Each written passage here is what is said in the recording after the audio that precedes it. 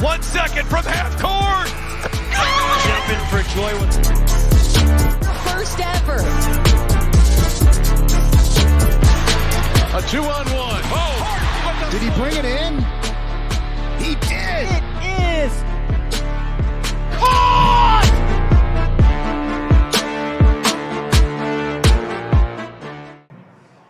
Good morning and welcome to Ripken Stadium up here in Aberdeen, Maryland, Northeast Maryland. We're actually pushing pretty close to the Mason-Dixon line up there near the Pennsylvania border, plus also the Delaware border. But we want to welcome you here to Ripken Stadium, and happy Memorial Day to everyone celebrating at home or wherever you are.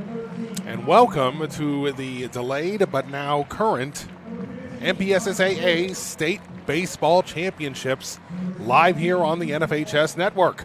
As we get ready to go right here, we have our first game of the day, first of 4 scheduled, and our showdown pits in the 1A Championship, the Lions of Liberty High School taking on the Patterson Mill Huskies. Tim Blank on the call with you here live at Ripken Stadium here in Aberdeen, this wonderful stadium here that has hosted MPSSAA state championships for many, many years.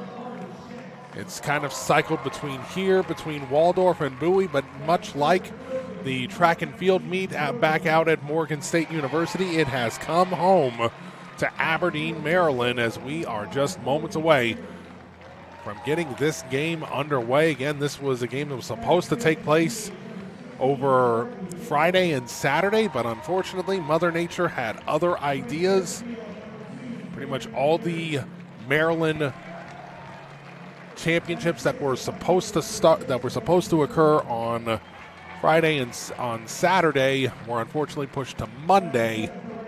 And that puts us right here for this one right here as we get these two teams getting ready to go right here. And this should be a fantastic game, I think, for both teams. Both teams coming into this one with a lot to prove in this. Patterson Mill coming into this game with a 20-2 record. Only 2 losses on the season came to Bel Air on April 7th and C. Milton right on April 20th, but they have found ways to win every way that they can, including a absolute heart-stopping 14-inning 9-8 victory over Hartford Tech in the regionals. So this Patterson Mill team is battle-tested and ready to go. Flipping the page, looking at Liberty High School for this one. Liberty coming into this with a record of 15-4. Losses on the year came in their season opener against Oakdale. 2 straight losses against Walkersville and Centennial. And then a 4-3 loss to Winters Mill. And they also had an extra inning game in the playoffs, a 10-inning game in the state quarterfinals against Smithsburg, which they managed to squeak out with a final score of 5-4. So as we get ready to go right here, we get the pitching matchup right here on the side for the Lions. It is going to be Logan Gary, the 6-foot senior, getting the bump right here. Number 4, the left-hander, getting his opportunity to try to pitch his team to a championship. He's pitched 35 1/3 innings, given up 28 hits, walked 24 batters, but he leads the team in strikeouts with 54, and he's got a 6-0 record with a 2.77 ERA. On the flip side, it is Peter Weber who will be taking the ball for the Huskies, the sophomore coming in right here. So again, it's always fun to watch underclassmen have to step up in big moments, but this is exactly the kind of big moment that they wanted right here. 52 2/3 innings pitched and only 37 hits allowed this season. 22 walks, 81 strikeouts, so really good, so really consistent. Maybe still needs to work on his control, but that's going to come. And coming into this with a 2.65 ERA, as we are just about ready to go right here, just about ready to kick things off. And we will go ahead and step aside for the playing of our national anthem, and then we'll be back with starting lineups.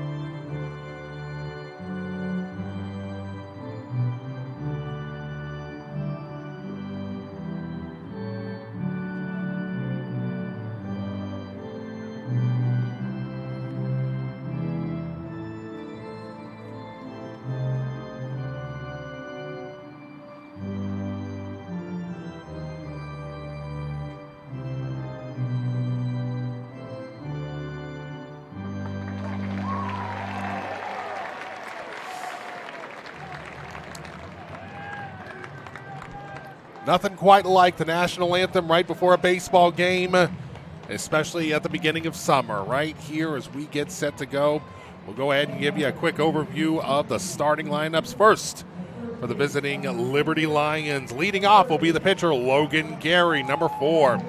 Batting second, Carter Shanks, number 12 at third base.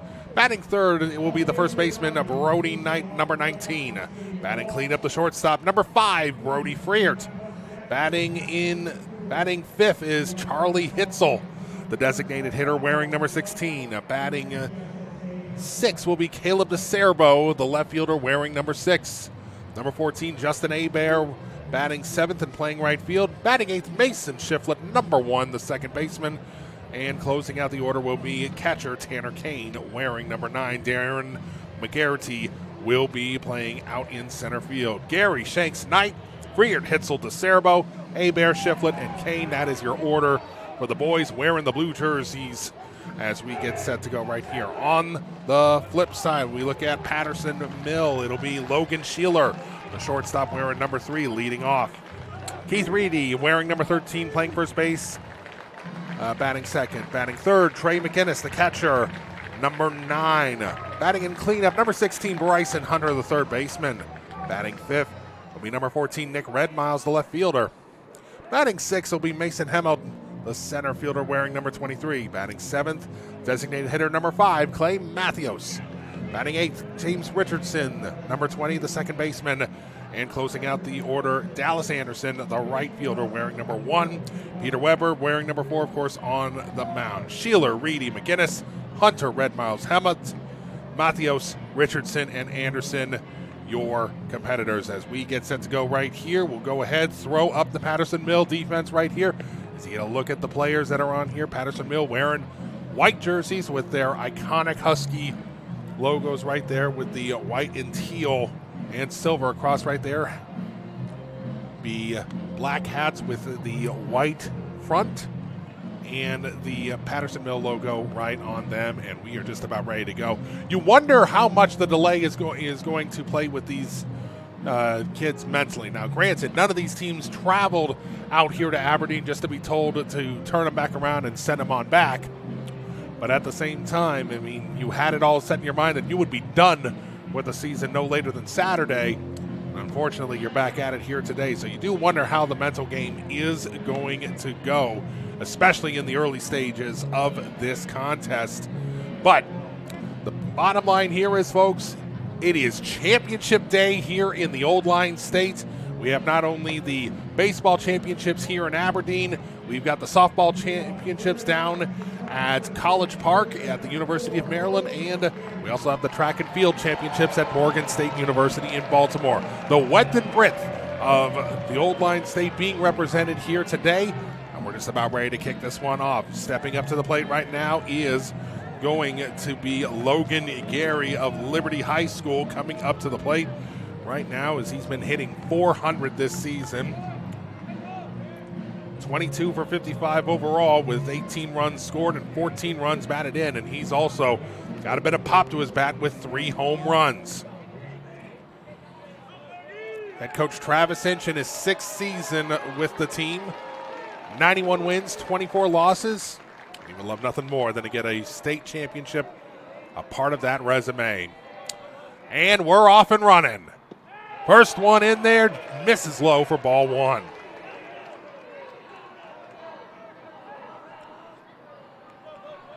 So we set it up right here again. 1 ball, no strikes to count. Here's the pitch. That one finds its way down the alley for strike 1. Again, keep in mind that is a sophomore that is on the bump right now, Peter Weber, 5'10". That one misses low, hits the dirt, and bounces for ball 2.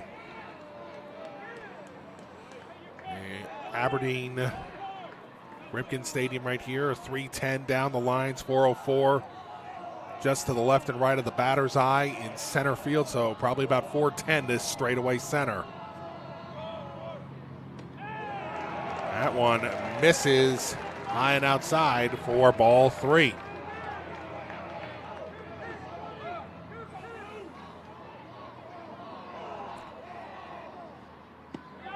That one finds its way into the strike zone. We got a full count right out of the gates right here.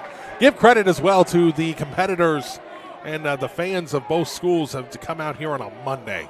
3-2, the pitch. That one just misses low for ball 4. So the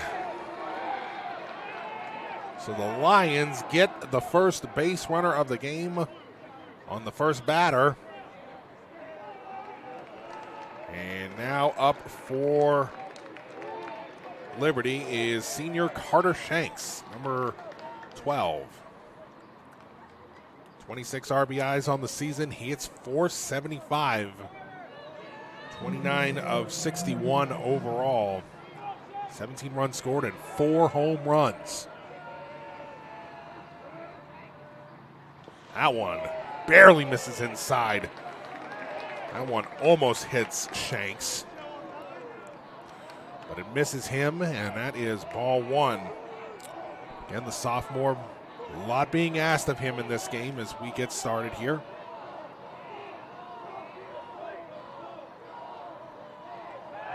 Pickoff attempt at first base, but Gary is back in plenty of time.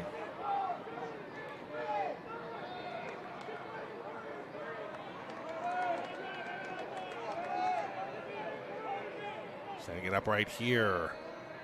The pitch. Now misses inside again for ball 2.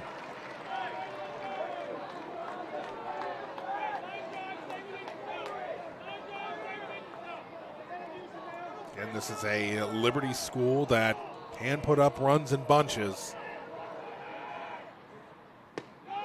Misses high for 3-0. Peter Weber certainly has to be a little frustrated right here. His big moment not starting the way he had in mind at all.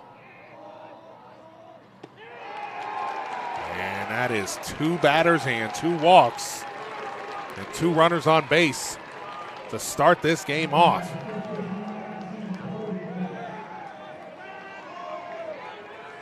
Great plate discipline right here for the Lions as they would love nothing more than to jump out on an early lead against this Patterson Mill team. Patterson Mill, certainly one of the more known names, especially with Class 1A. Seems like it's a school that in many events always seems to find itself on the short list for championship considerations. Brody Knight now due up here for the Lions. Hits .389, 17 RBIs, and he was looking to bunt to advance right there and misses for strike 1.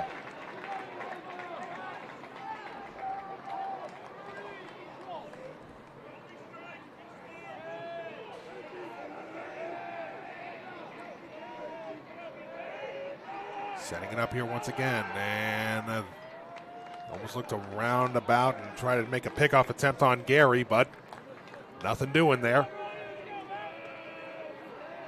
Back to the bump. Sets up, delivers to Knight. That one misses inside for ball 1. It's a full day of action here on the NFHS network.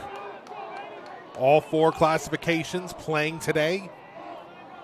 A little late getting on the air here. It was very foggy as they missed again for ball 2. It was very foggy about maybe 30 minutes ago.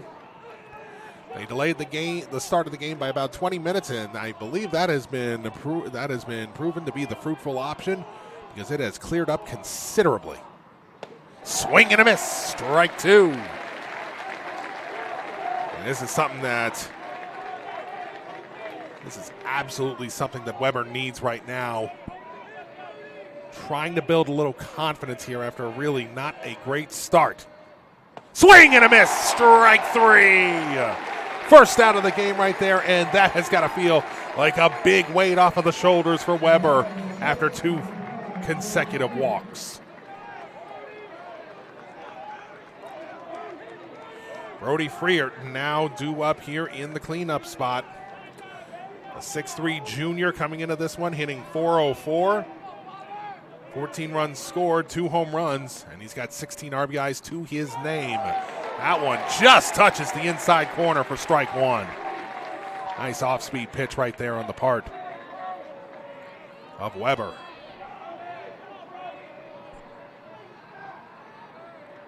Weber sets and delivers and doinks him. And just like that, the bases are loaded with 1 out. Just when you thought he had his confidence back, unfortunately, he loses control of one. And now it is going to be Hitzel now up.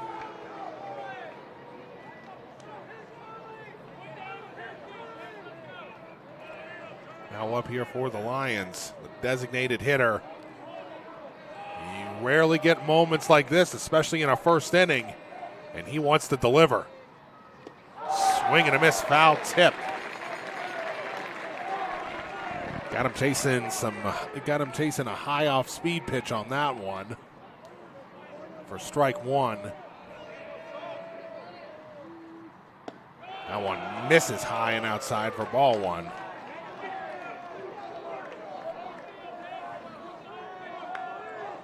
Weber has walked 22 batters on the season.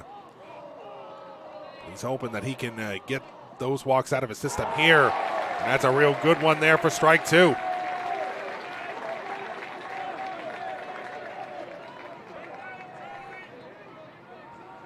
One ball, 2 strikes, the count, 1 out. The bases are loaded here for the Lions as they try to get an early lead.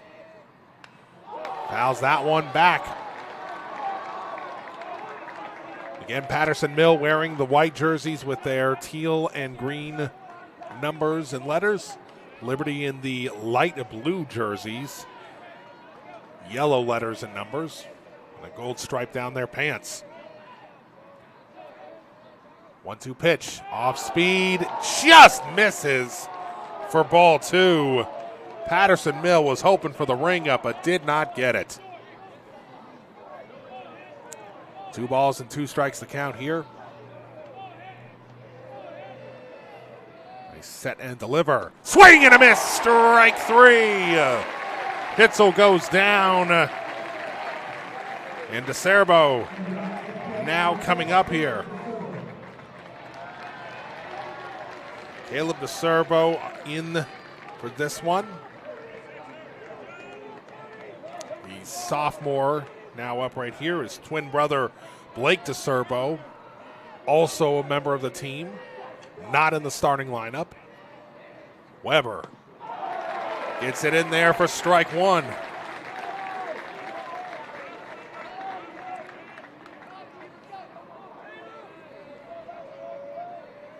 He's hoping to try to get out of this jam.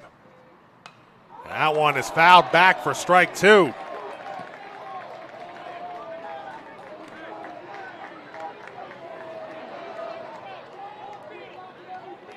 Be the width and breadth of this right here. Again, 2 walks and a hit by pitch, but 2 strikeouts. Weber, 1 strike away from getting out of this jam unscathed. Just misses high and inside for ball 1.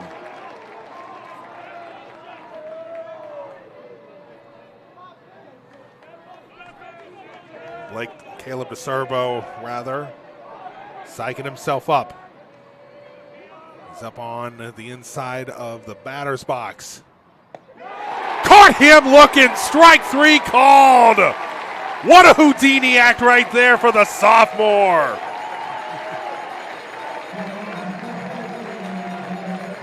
Pete Weber strands the bases loaded. And Patterson-Mill gets out of that jam as about as good a way as you can. 3 runners left on base right there for the Lions as they now have to try and figure things out. We'll be back with more here on the NFHS Network. High school sports fans, relive your favorite moments. Just click the shopping cart below the video player to get your digital copy today.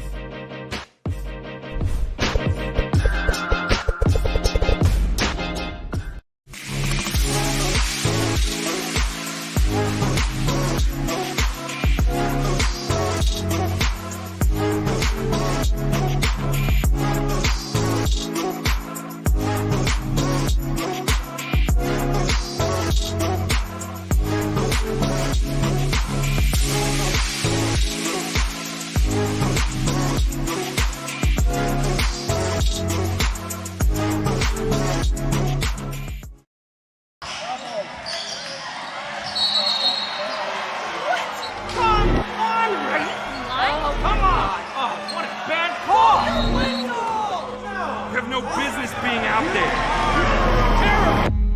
You know, I'm a person too.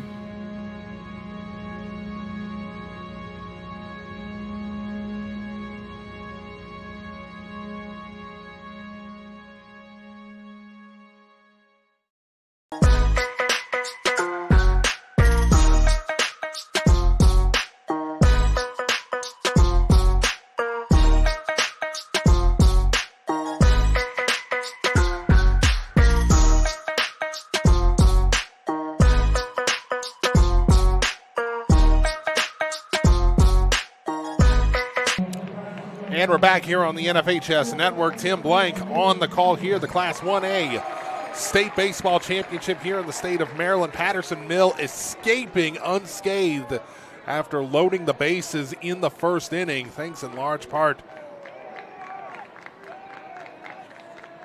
to Peter Weber's strikeouts. Oh, there's a nice shot to the outfield. But an even better catch on the part of McGarity, chasing that one down. That had some carry to that one.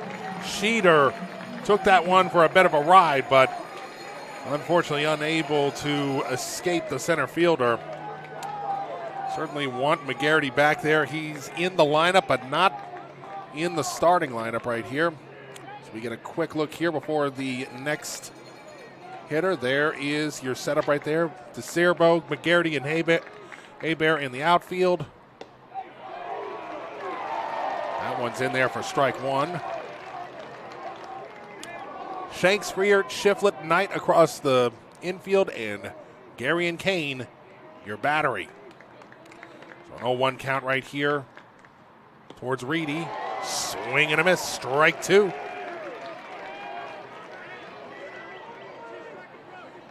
Sheeler coming into this one here, hitting .329, but Reedy, the utility man, playing first base.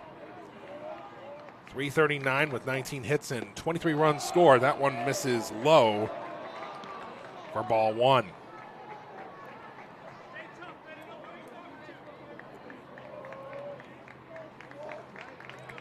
They set it up right here once again.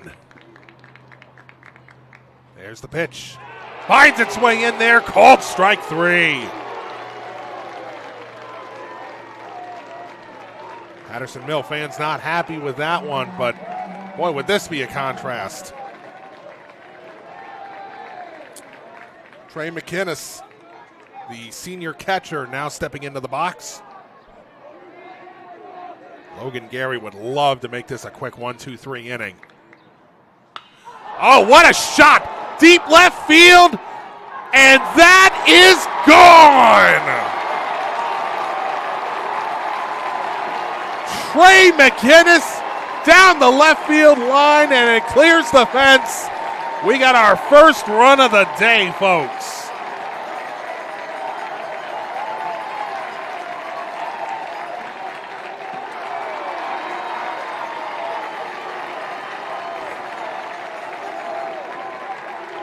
That's his fourth home run of the season.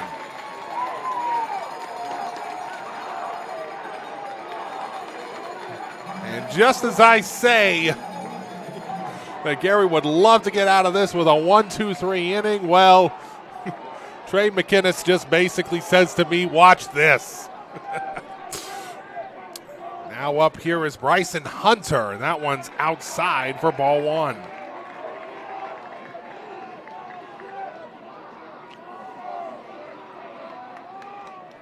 Gary looks him down. The pitch. That one finds its way down the aisle for strike one.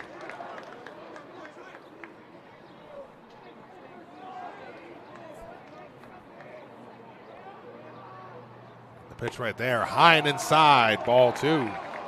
We didn't think that maybe there was a chance.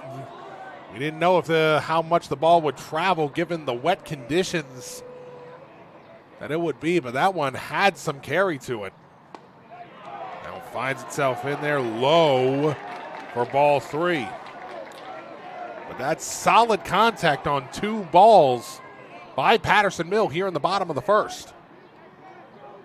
Gary Sets that in. That barely misses him, but that would have been academic regardless because that is a walk.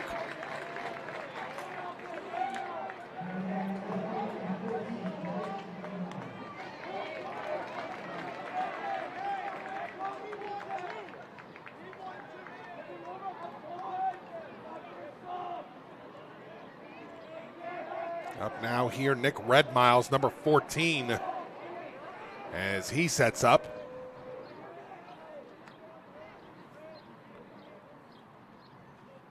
Swing and a miss. Actually a foul tip on that one for strike one.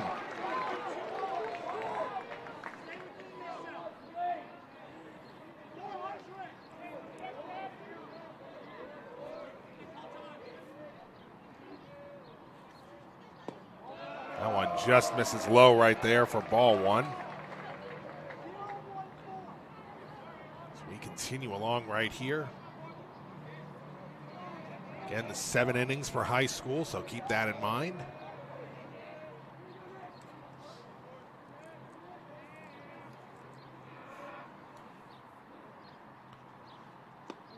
That misses inside there for ball two.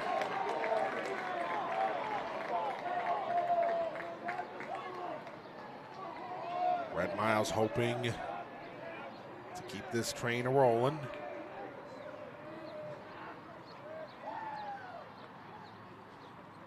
And misses inside again.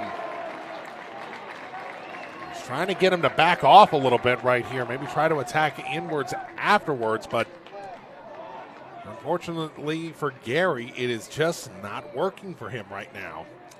He's got 54 strikeouts on the season and 24 walks. So very similar, similar walk numbers to Peter Weber.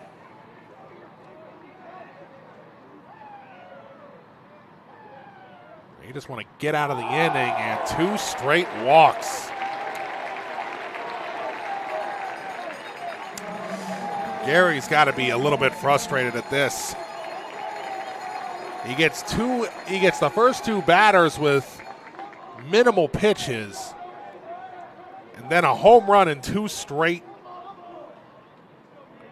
walks. He knows that another hit could absolutely give the Huskies a lead right now. That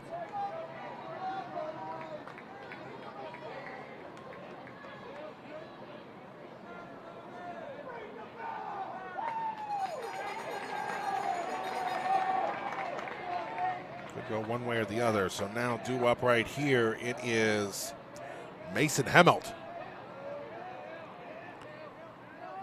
Steps into the box. Gary delivers.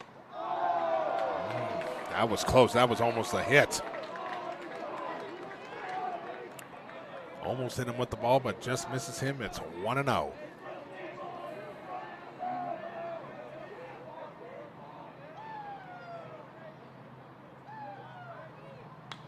And he fouls that one back for the first strike.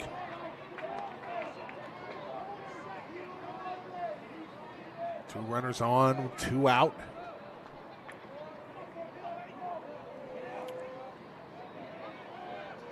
Trey McGinnis, his 4th home run of the season.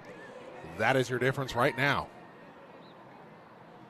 High and outside, ball 2.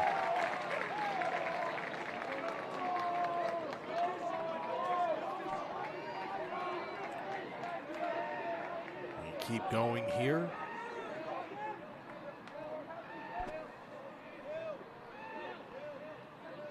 And the pitch.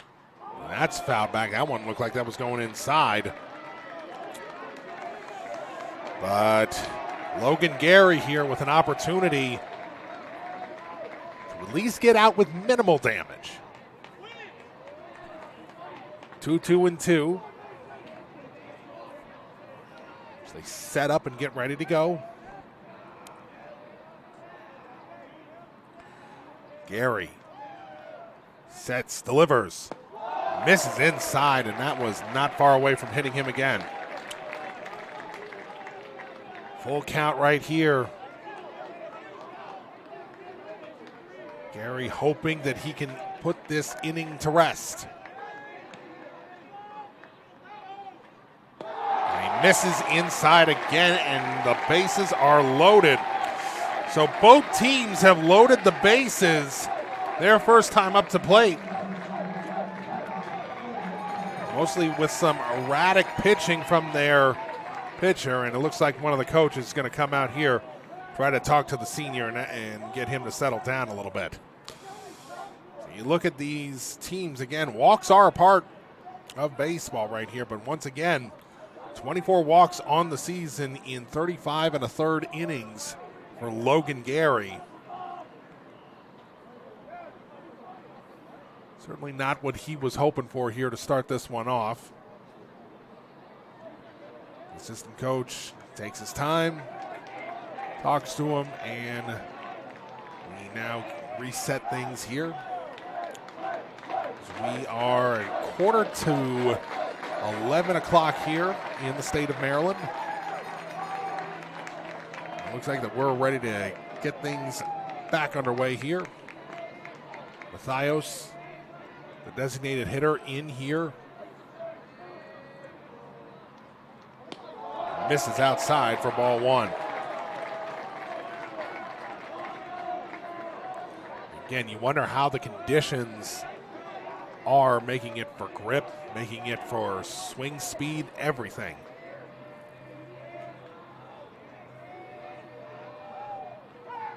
We got a timeout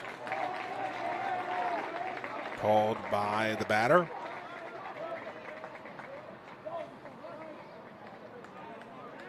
Clay Mathios in, steps back on the left-handed side. 1-0 count right here as Logan Gary sets, delivers. Low and outside, ball two.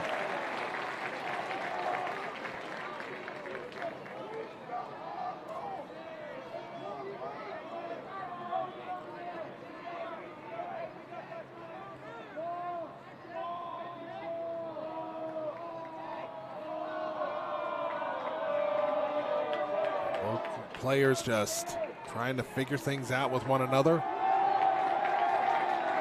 It does look like that we've got someone who might be going out to the bullpen in right field. Starting to warm up here for the Lions.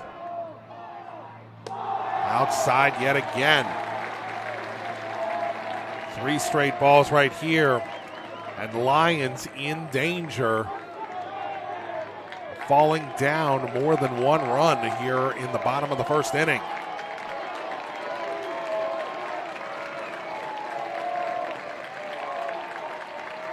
The pitch.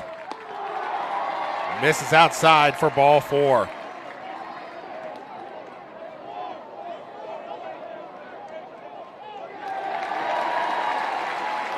Everyone a little bit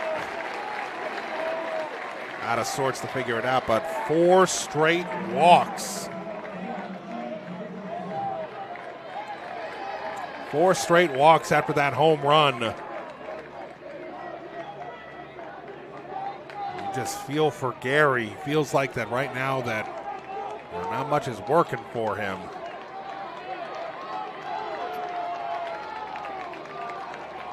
He was hopefully going to try to get out of this inning quick, and unfortunately, spotted the Huskies 2 runs. That one finds itself across the plate for strike 1.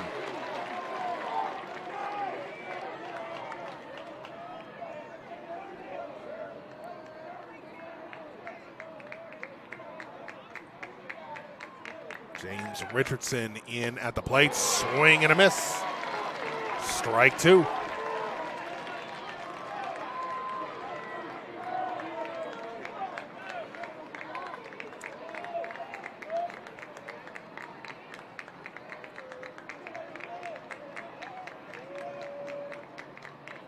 Things up once again. There's the pitch. That one fouled back. Richardson stays in the at-bat.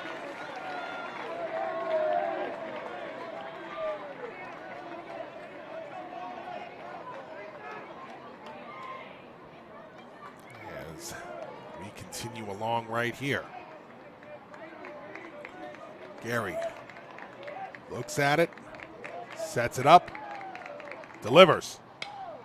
And that one is hit down the first base side, but foul. And a good catch right there from one of the attendants of the game, scooping that with his hat. Who says you need a glove when you come to the ballpark? Gary sets it up once again, trying to get out of the inning here. 0 balls, 2 strikes. The delivery, high, ball 1. Could be just as simple as a case of nerves right now. He's trying his best to try to stay in this and keep his team in it. The pitch. That one bounces for ball 2.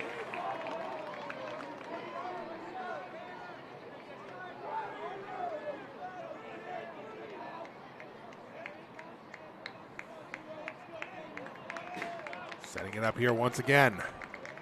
2 balls, 2 strikes the count. The pitch.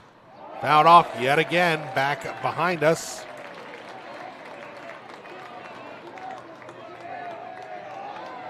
That finds its way on out. Gary just trying to find anything that he can to get out of this inning.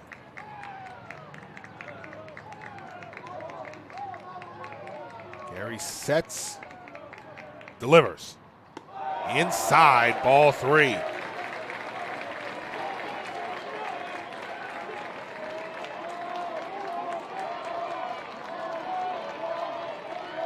walked 4 straight batters. He's trying to break that streak. And he does, but that one's going to fall in for a base hit. 2 runs are going to score at least here for the Huskies. And a nice flare out to center field. And that's 4 runs across the plate there for Patterson Mill.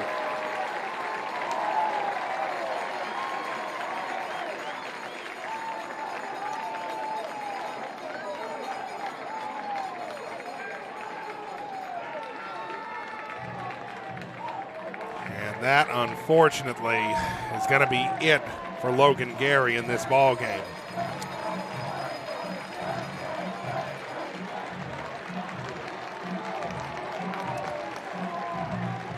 Certainly not what the senior had in mind for his final ball game in a Liberty High School uniform.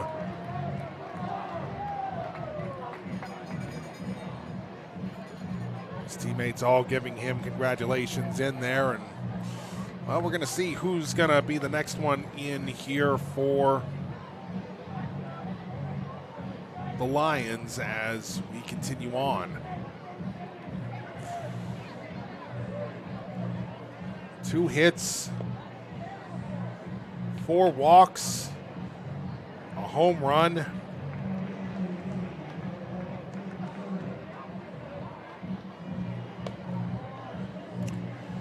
Looks like Gary is going to be going out to the outfield now.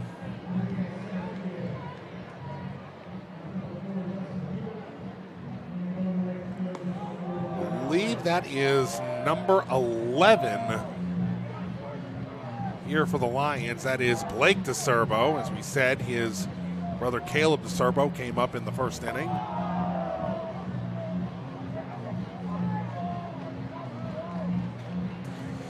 But he has the unenviable task right now of having to put some water on this fire that is broken out here in the bottom of the first inning. And just, hey, for Gary, you have to feel for him getting those first 2 outs with relative ease. Even if Sheeler did get some solid contact on that first play, but he got the strikeout. Unfortunately, after the McInnes home run, everything fell apart for him. He walked 4 straight batters, and then Richardson with a An RBI single to shallow center. And that is where we stand right now as the Huskies have to feel pretty good about themselves.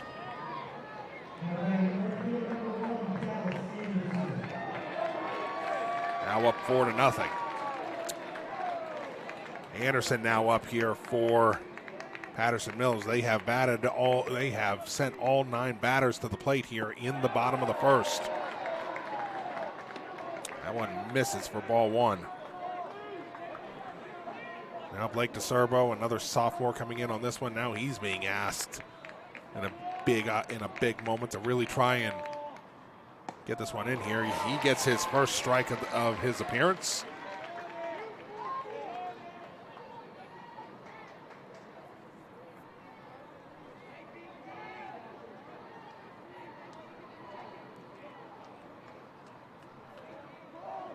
The pitch misses outside for ball 2.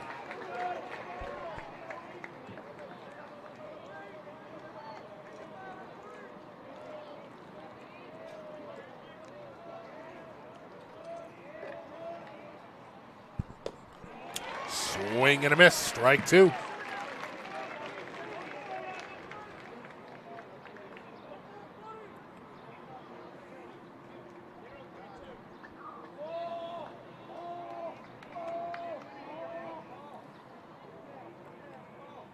Set things up right here. Big lead, and it looks like they caught it right there. And coming into the plate, they tried the double steal, but that time the Lions were ready. And they're going to get out of the inning there with a 3rd out. That's your typical 1-4-2 out.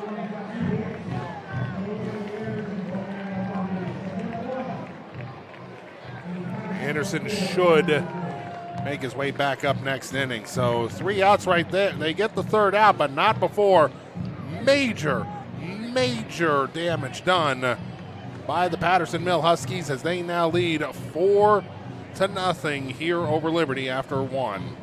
We'll be back with more here on the NFHS Network.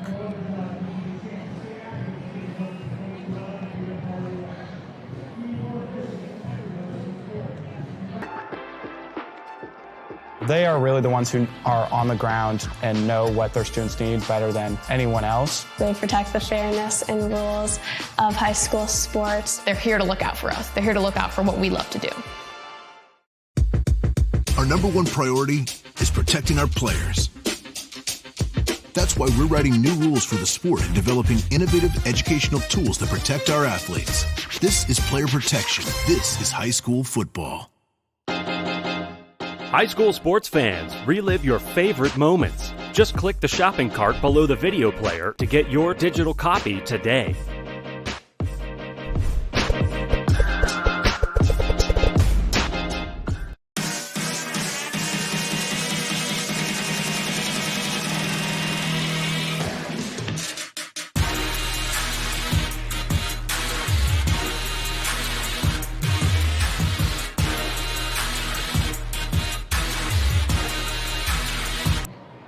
And we're back here on the NFHS Network. Tim Blank on the call here. The Class 1A State Baseball Championships live from Ripken Field in Aberdeen, Maryland. If you're just joining us, well, you missed a lot right here. Both teams loading the bases in the first inning. But the Huskies the one to plate the runners, in large part to a solo shot by Trey McInnes. And then a walked-in run, and then a flare to center field on the part of Richardson. 4 runs already chasing Logan Gary out. That one misses way outside for ball 1. 1-2 the count right here. Logan Gary no longer pitching, as it was Blake DeSerbo that was able to get them out of the inning there. That one just misses outside for ball 2.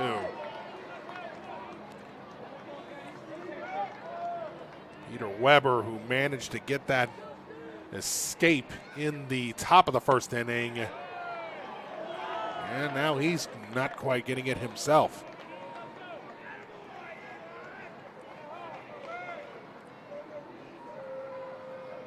Set it up right here. 3 balls, 2 strikes to count. Swing and a miss. Strike 3.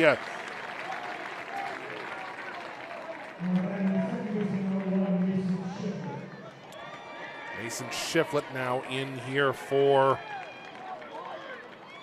Liberty, as the Lions have either had walks or strikeouts. Well, you did have Freert make it to base with a hit by pitch, but that's been it.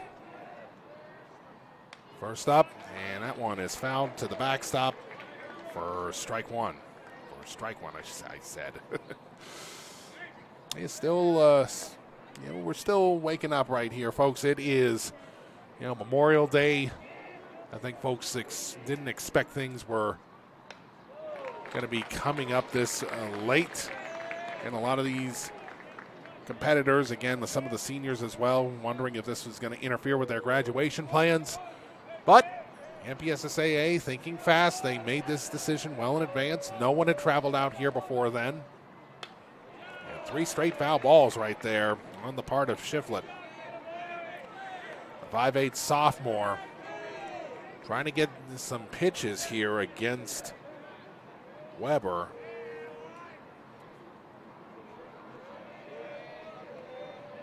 And the pitch, and did he go? No, he did not. That was a little too high right there. He checked his swing.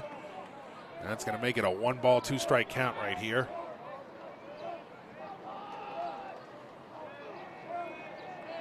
So they set things up here once again. A 1 and 2 count. Swing and a miss. Strike 3. 5 strikeouts.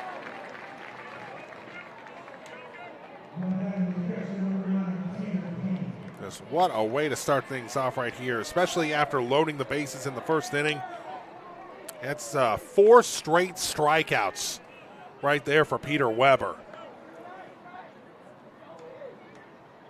4 in a row, and he's struck out 5 of the last 6 batters.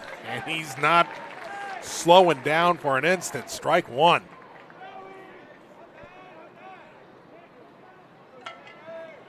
Again, Peter Weber, just a sophomore coming into this ball game.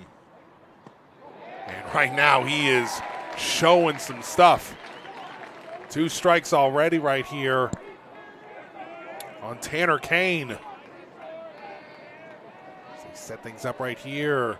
0-2 count, and the off-speed pitch just misses for ball 1.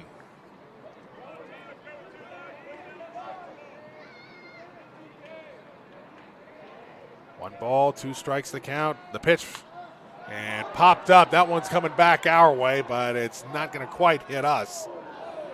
So that one goes forward to some of the fans that are seated right behind home plate. We got ourselves a pretty decent crowd right here at Ripken Stadium for the 1A championship. And Patterson Mill being just down the road probably doesn't hurt none. 1 and 2 the count. Misses outside for ball 2.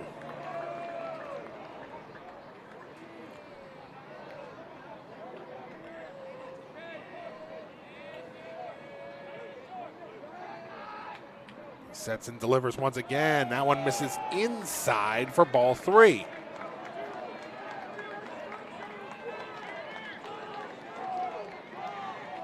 Setting it up right here. Kane just trying to get something going right here. Trying to avoid a 1-2-3 inning. The pitch.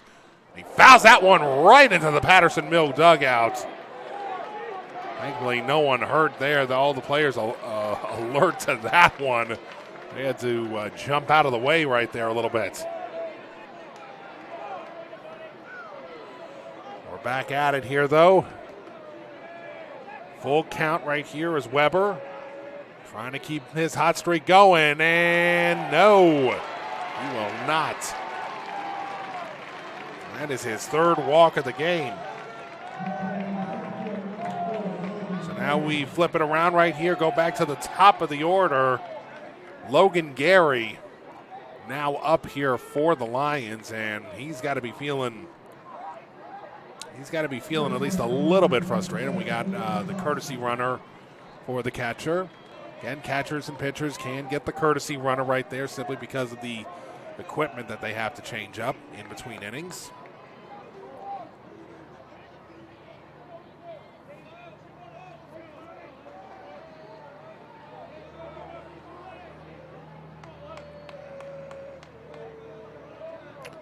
Gary steps in. Weber, the two starting pitchers, start their at bat. That one goes on back for strike one.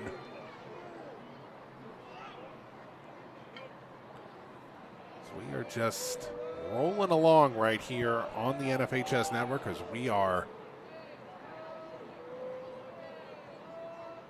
here on Championship Monday here in the Old Line State. Takeoff attempt goes nowhere.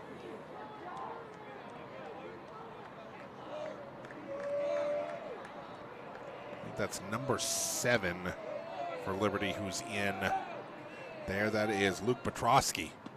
Off-speed pitch freezes him for strike 2.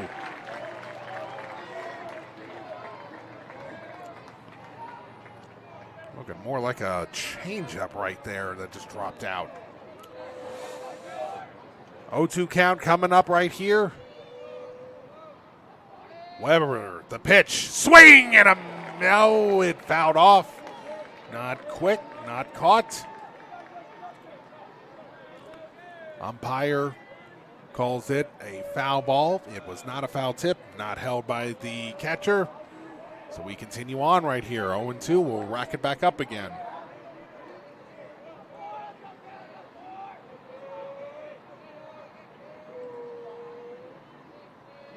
And the pitch just misses for ball 1.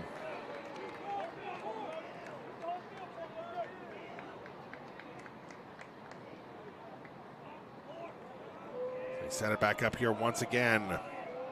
Weber with the ball. Stares down Gary. The pitch misses high for ball 2.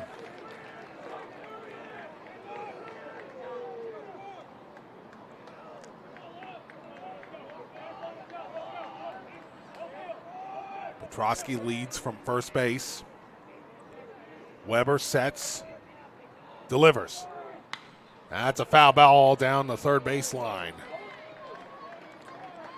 At the very least, Gary keeps his drive alive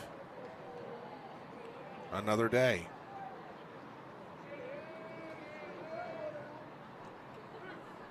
Gary sets it up here.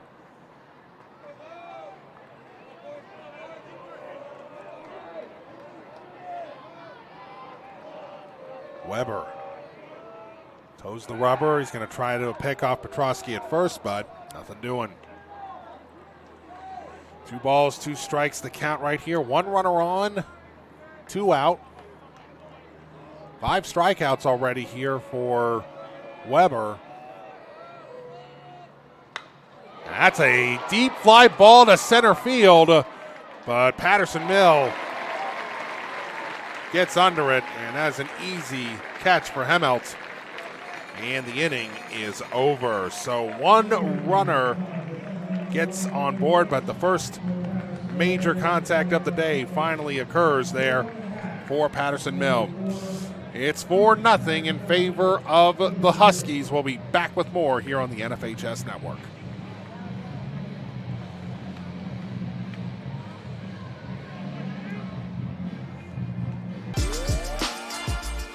Playing high school sports has made me a better person, especially with my mental toughness and endurance, and gave me a growth mindset. High school sports are worth protecting because it gives students an outlet to become what they want to be.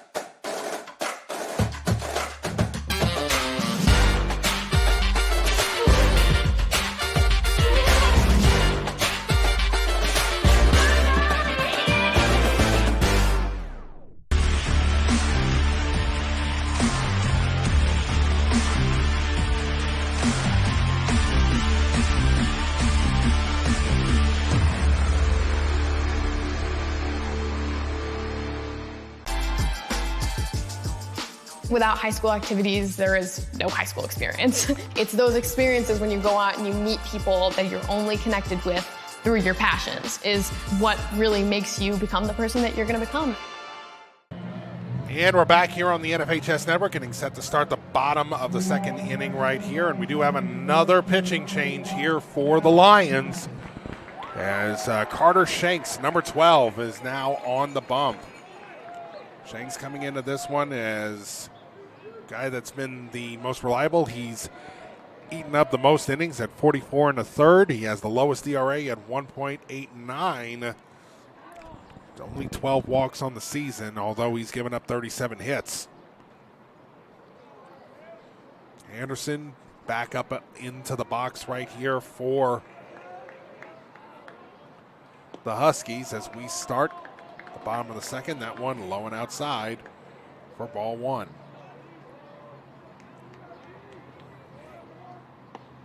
That one finds its way down Main Street for strike one.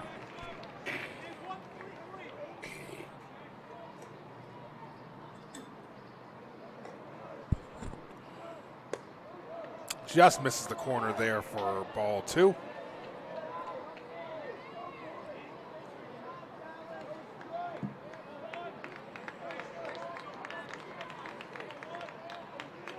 Setting things up right here. The pitch in there for strike two.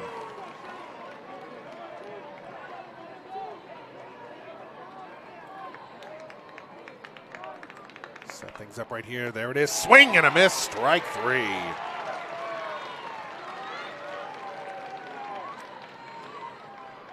So first strikeout. Now we got the top of the order coming up right here for Patterson Mill.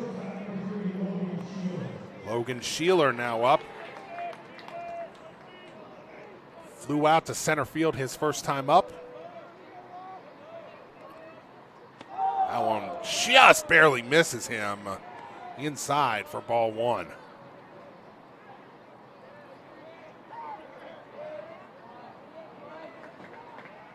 A timeout called.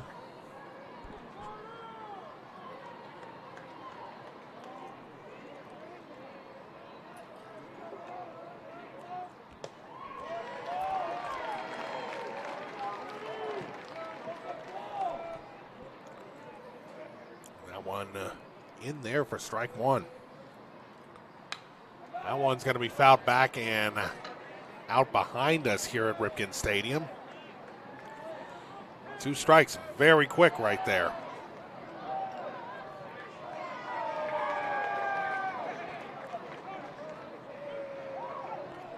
Set things back up here. One ball, two strikes to count. The pitch misses high and inside for ball two. Carter Shanks just trying to get things going here. Shanks starting the game at third base, but he gets that second strikeout.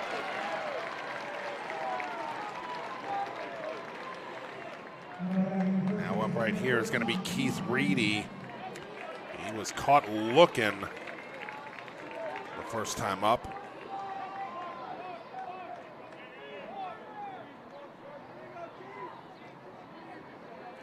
He's hoping to keep the line moving. And they did manage to get 7 appearances after 2 outs in the bottom of the first inning, and that led to 4 runs. That's a hot shot down the first base line, and it bobbled. That's a bad break right there for Liberty, because if he fields that cleanly, that's the end of the inning. That is going to be charged as an error on the third baseman. Just a bad break right there for Knight. He just tried to scoop that one, but it just maybe skipped right past his mitt, and unfortunately he booted it into foul territory, and well, that's all it takes. And now it is McInnes, the man who hit the home run 1 inning ago. So we know he has power. And it hits him. And once again, the 2-out woes coming to haunt Liberty.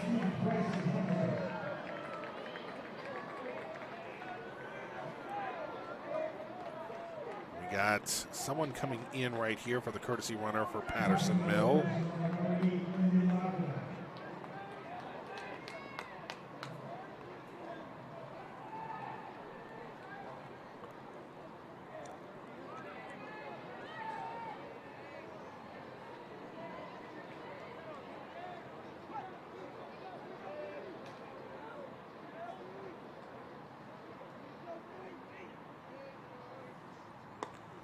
Lyndon Louderback who's in there. That ball gets in, and that ball gets in there for strike one.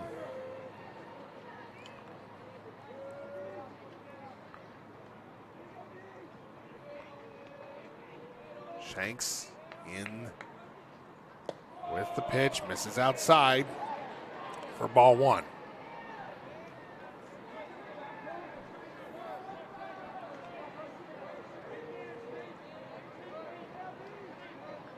Set things up here, 1-1 the count. The pitch just gets the inside corner for strike two.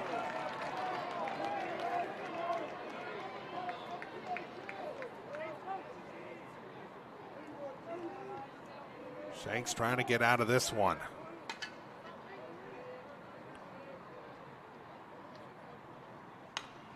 That one fouled out of play by Hunter. Bryson Hunter again. 19 RBIs on the season. Batting just a hair under 400. 26 of 67.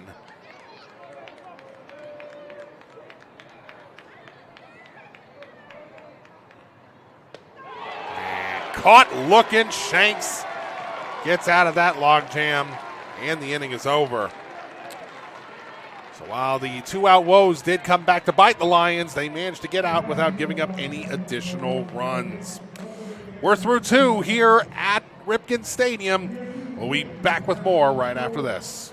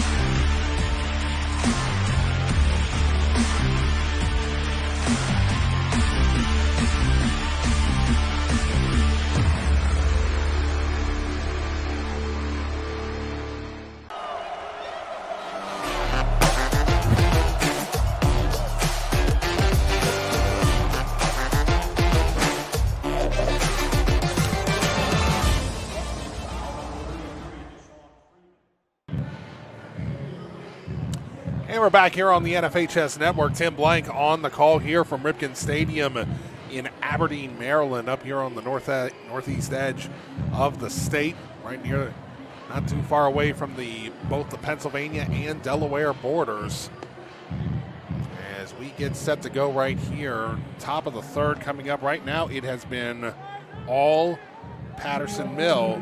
A 4-run first inning right there, which started, of all things, with a solo shot, but then four straight walks and an RBI single get the other 3 runs for the Huskies. And now the Lions having to play catch up here. And sorry, folks, the music causing some vibrations right there. So, and it goes away once they mute it. So we're up here right now, and in at the plate right now is Carter Shanks, a man who's now on the bump here for the Lions. That one misses inside for ball one. So this is a pitcher-pitcher showdown right here. Again, Logan Gary was your starting pitcher right there, but unfortunately just could not get the control back to him after giving up that solo home run, walking 4 straight batters, and then giving up that flare to shallow center. And that's strike 2.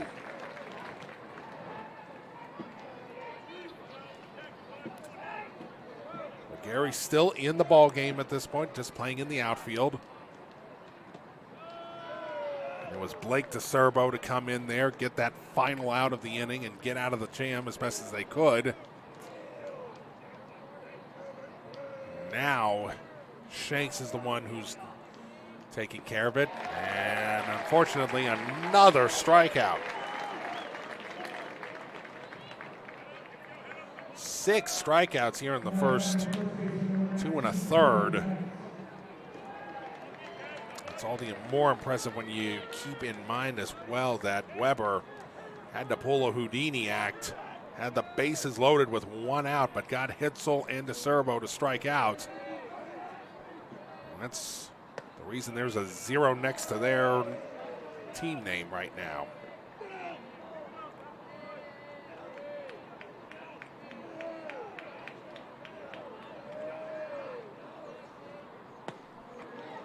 That one finds its way in there for strike 1.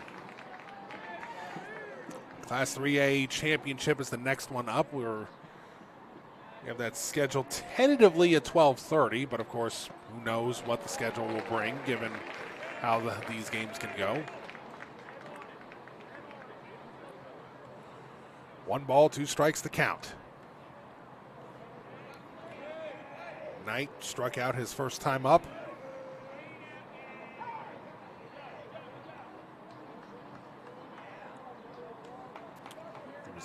First.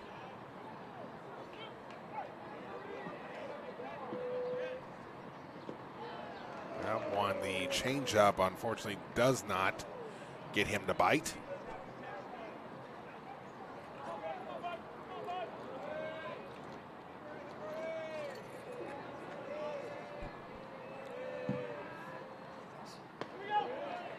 Just misses there for ball 3.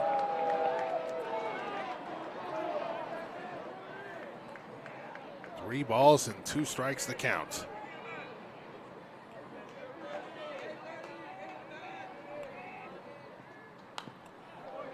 Knight keeps himself in it.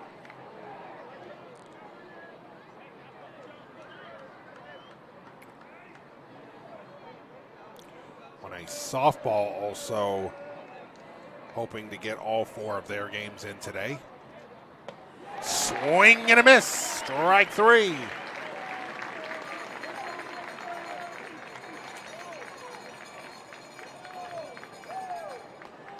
That's 7 strikeouts here in this state championship game for the sophomore. So we now get set to go right here. It is Brody Freert due up here for the Lions. He was plunked by Weber in the first inning. Swing and a miss, strike 1.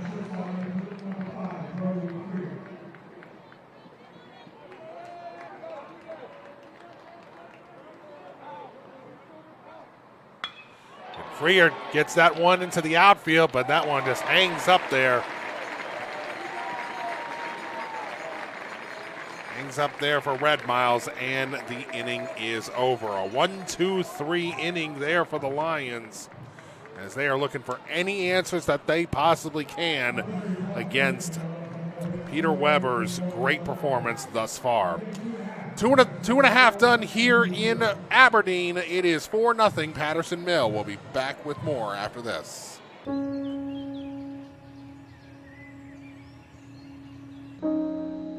This high school gym used to be packed most nights. Not anymore. Do you know why? Because bad behavior by fans, especially adults, has caused a shortage of game officials across the country. You see, without officials, we can't have sports. Don't let this become reality. It's time for a change. Let's bench bad behavior for good.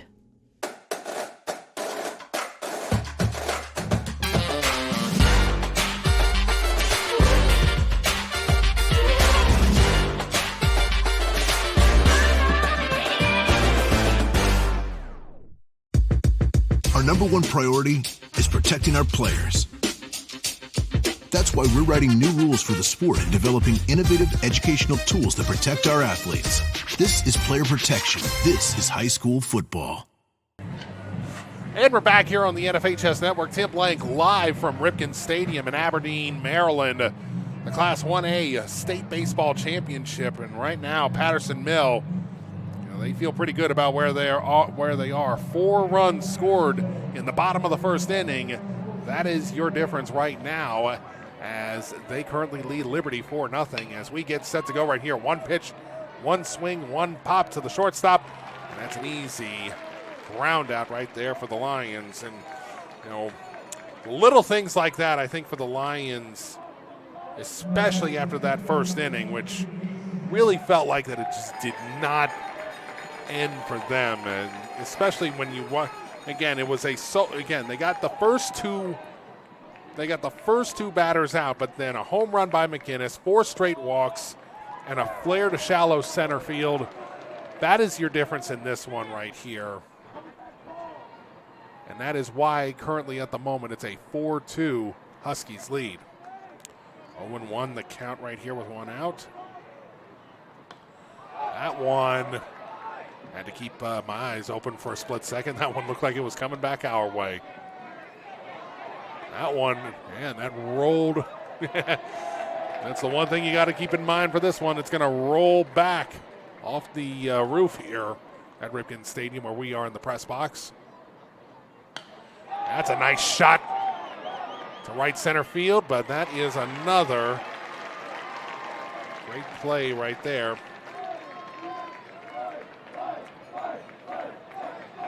Hebert makes the catch right there for the Lions, and they would absolutely love to get out of this with a quick inning here, especially given how the first 2 innings went for them.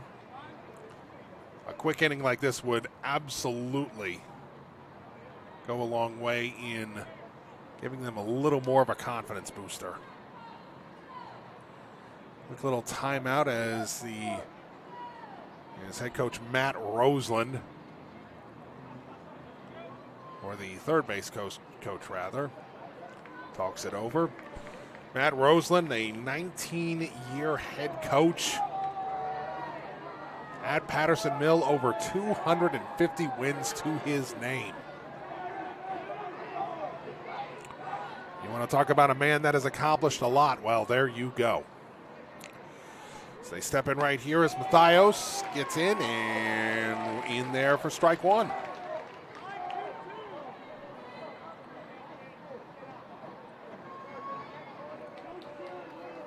So set things up right here. The pitch from Shanks, and did it hit him?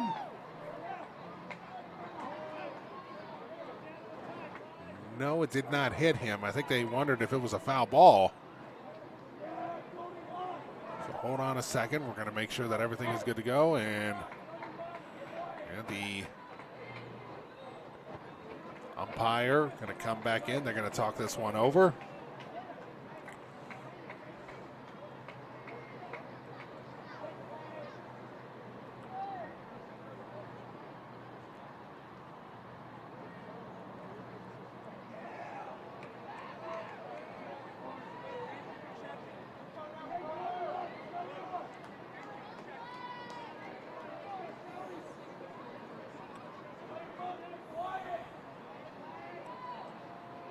Step back in right here. 1 ball, 1 strike, the count. Shanks stands and delivers. That one misses slightly there for ball 2.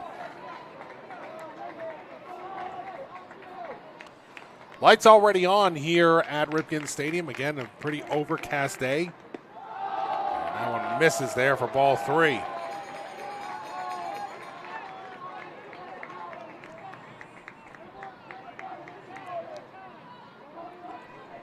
Shanks trying to shake it off there a little bit right here.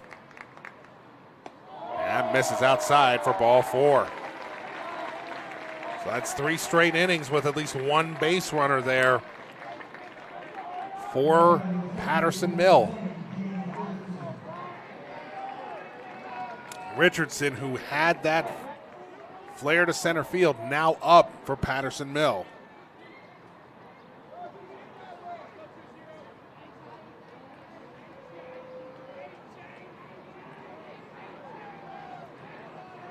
Setting it up right here. The pitch gets the inside corner for strike 1.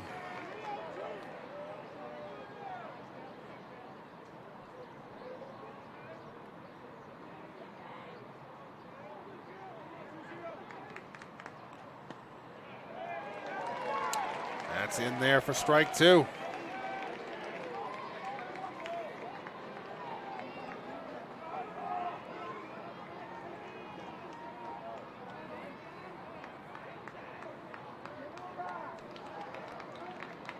Shanks gets in, delivers, high and inside, ball one. And for Patterson Mill, they're looking for their fourth state championship. Oh, actually, no. They're looking for their first state championship. They've made the finals in previous years, but they have not won it all before. And a fielder's choice to end the inning there.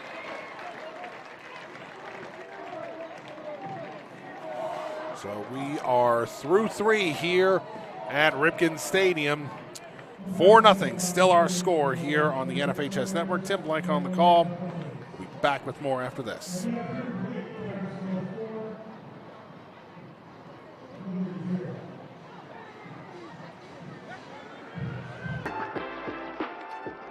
They are really the ones who are on the ground and know what their students need better than anyone else. They protect the fairness and rules of high school sports. They're here to look out for us. They're here to look out for what we love to do.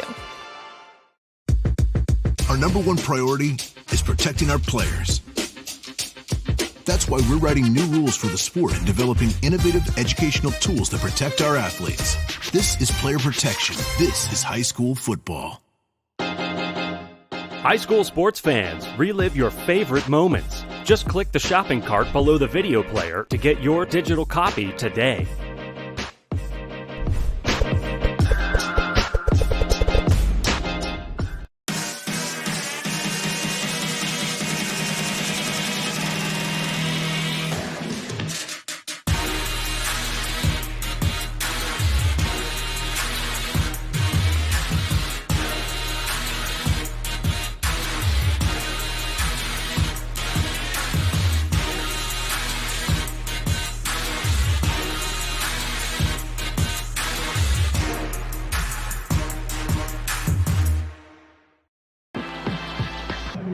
And we're set to start the fourth inning here on the NFHS Network. Tim Blank on the call here, live from Ripken Stadium, the Class 1A State Baseball Championship here. 4-0 our score is Patterson Mill just trying to hold on to the lead right now. And right now, Peter Weber pitching a gem. That one misses for ball one. After an eventful first inning, things have gone a little bit quiet here for both teams. As we continue along right here, it'll be the 3A and then the 2A and then the 4A to close us out here today. Get you all those matchups here before too long. 2-1 the count.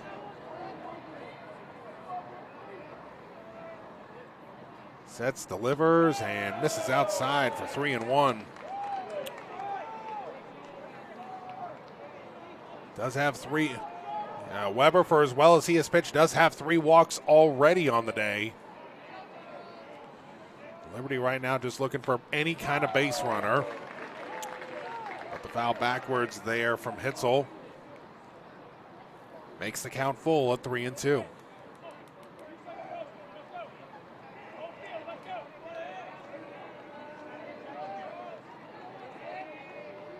Weber toes the rubber. He pulls it in and lets it fly, and that's another foul ball out of play down the first base line into the net. I think it also hit one of the one of the automatic cameras they have here at Ripken Stadium for the Ironbirds. Ironbirds, unfortunately, losing their status as a minor league team. Now part of the MLB Draft League this summer. Their season actually starting, I believe either this week or next week. Their first home series in early June. As we continue along right here, it's a full count here with no out. Gary with the pitch. And there it is, straight to third base, and that's an easy play right there. First ground out of the day.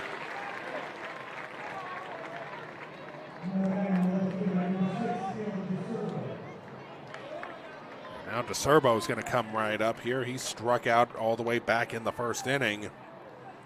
He hasn't had an opportunity to get back. I should point out that is Caleb DeSerbo. Caleb DeSerbo, again, his brother Blake came in for that little spot move, and oof, second hit batter of the game right there for Weber. But for the Lions, that's an important bit right there. They get a base runner. Justin Hebert now up here for the Lions, and now you wonder, hey, wait a minute, have I heard that name before? You have, kind of, but not exactly the same. That one misses outside for ball one, and right now Liberty would just love any opportunity they have to cut into that 4-0 lead right now for Patterson Mill.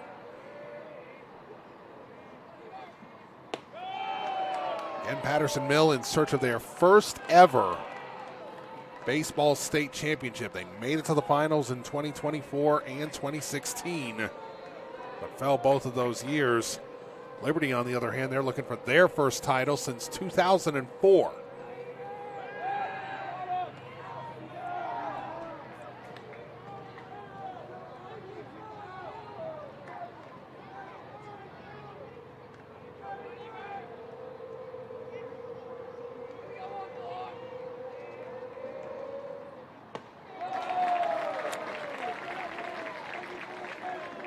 Won a hard-fought 9-inning game, 4-3 in the 2A classification back in 2004.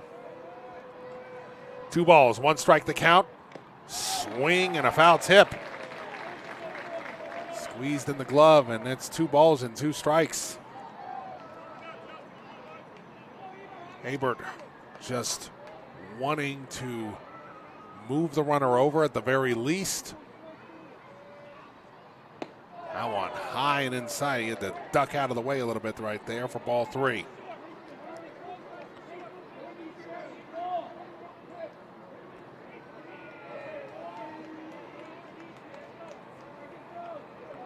Sets it up here once again. The pitch outside for ball 4. Again, this is something that we did say at the start of the game was something to take a look at here on the part of Peter Weber. 22 walks on the season despite the 37 hits allowed and 81 strikeouts. So runners get on with him, but he manages to find ways to get out of it, and it looks like that we've got ourselves a pinch hitter coming in right here, I believe.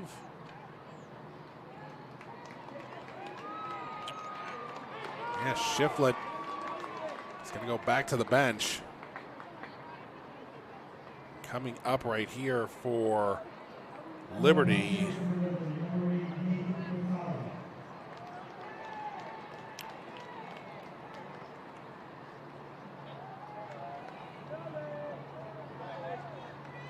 That is Nathan Fratelli. That is coming.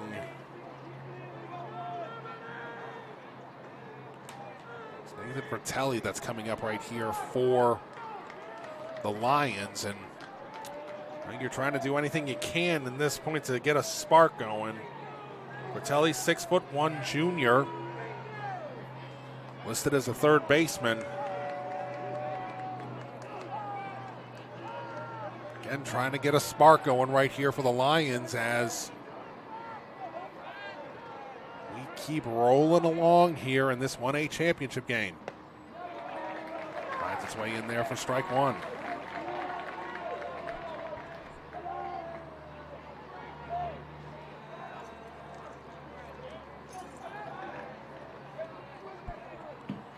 So they set things up right here. The pitch, and So they call that a foul ball. That one was, that is what you call an off-speed pitch, ladies and gentlemen.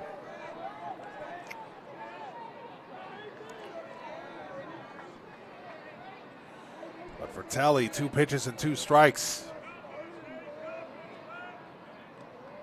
Set up. Oof, just misses on the changeup. For strike 3, it's now 1-2. As we continue here. Fratelli digs in at the plate. Weber delivers. That one bounces in front of home plate for ball 2. He's really trying to feed him some stuff to bite on, and he's managed to do it, I think, at least once. 2 balls, 2 strikes, only 1 out. Weber delivers. Just misses high for ball 3.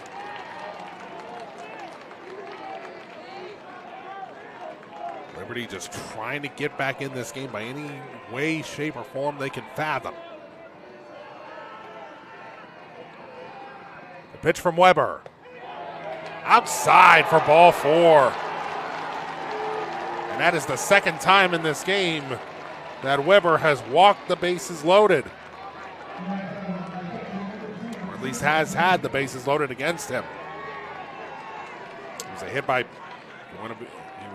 hit by pitch on Freert that loaded the bases in the first inning. You wonder if this might be the end of the road right here. They're looking back at the dugout. It's been a solid performance right here for Peter Weber, but unfortunately his control issues flaring up here in both the first and fourth innings.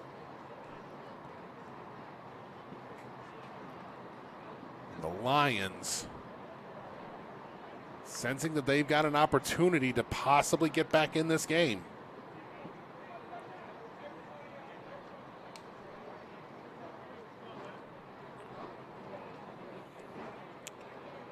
And the Ironbirds, of course, the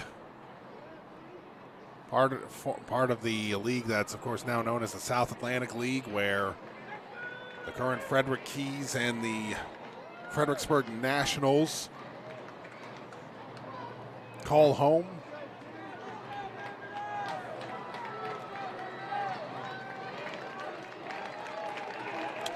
Little pep talk from the coach. Not quite time yet to pull the plug on Weber.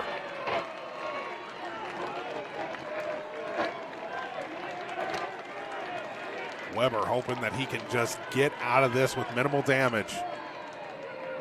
The Lions would love to cut into that deficit. And that first pitch bounces in front of home plate for ball 1. Kane walked his first time up back in the second inning. You can hear that the Liberty fans are definitely starting to come to life a little bit here. He slices that one foul down the third base line. Strike 1 out of play. Get it onto the concourse out there on the far left side of the stadium. Out near the picnic area. 1 ball, 1 strike the count. The pitch. There's the slice, and it's stopped over at third, and they got to make a play right here, and they're going to take the runner at first. Really only 1 play that they had an opportunity at right there, but it does get the first run on the board there. Does get the first run on the board there for the Lions.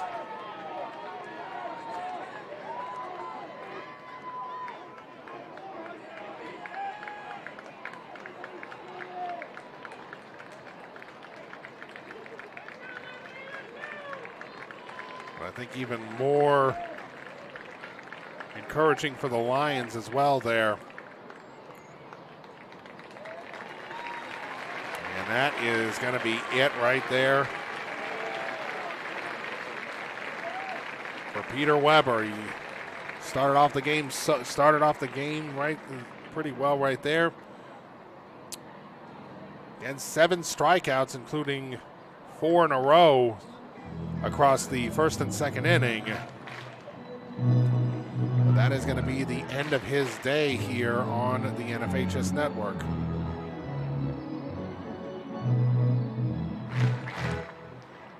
And we'll go ahead, step aside here for this pitching change on the NFHS Network. We'll be back with more right after this.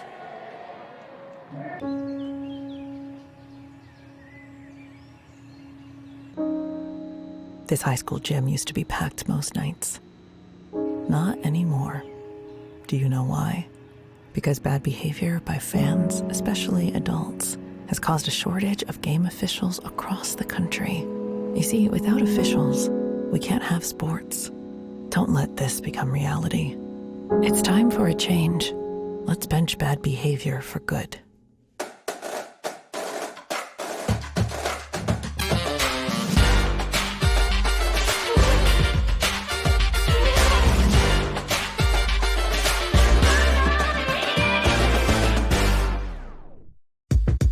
Our number one priority is protecting our players.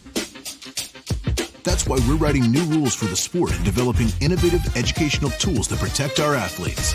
This is player protection. This is high school football.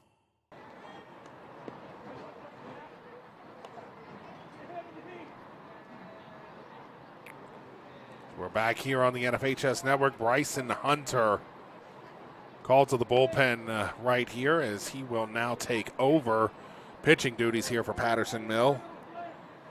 He's the other innings eater here for the Huskies with 59 and a third innings pitched this season. He leads the entire team in that.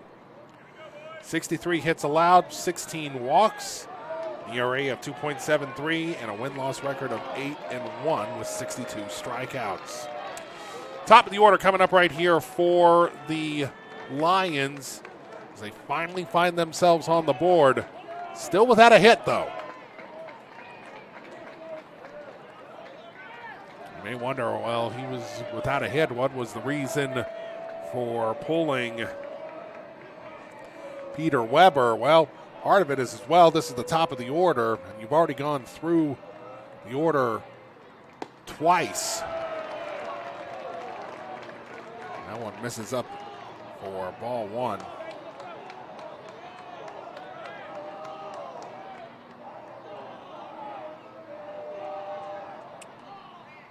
And that one is in there for strike two. Should point out, though, that Weber's still in the ball game.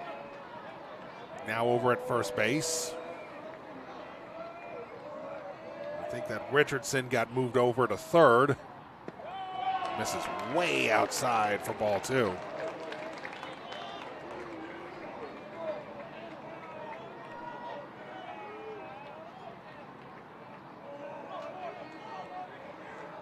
I believe Hunter might have been moved over to second base.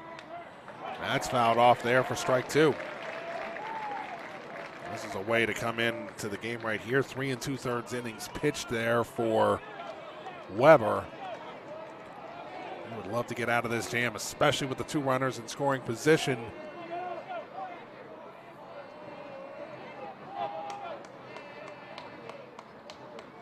They set up right here, the pitch. That one right to the second baseman, to his knee, but he gets back up, gets the ground out completed, and the inning is over. Lions find themselves on the scoreboard, but they can only push one across on a fielder's choice. It's now 4-1. Patterson Mill over Liberty as we're through 3.5 here on the NFHS Network. We'll be back with the bottom of the fourth right after this. They are really the ones who are on the ground and know what their students need better than anyone else. They protect the fairness and rules of high school sports. They're here to look out for us. They're here to look out for what we love to do. Our number one priority is protecting our players. That's why we're writing new rules for the sport and developing innovative educational tools that protect our athletes. This is player protection. This is high school football. High school sports fans, relive your favorite moments. Just click the shopping cart below the video player to get your digital copy today.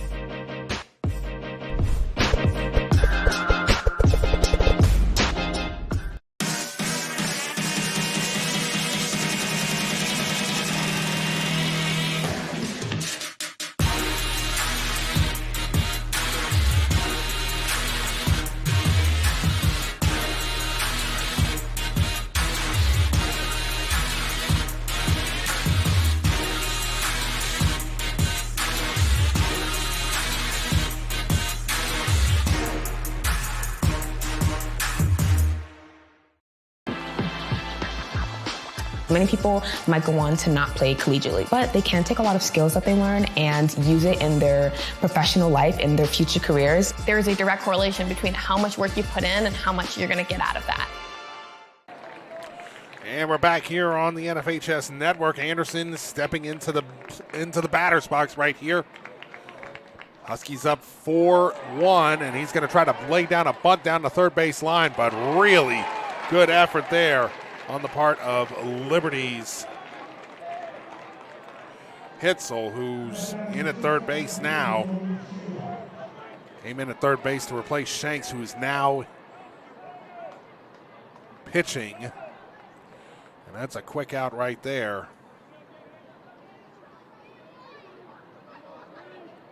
For the Huskies, and we're back to the top of the order. Sheeler now up.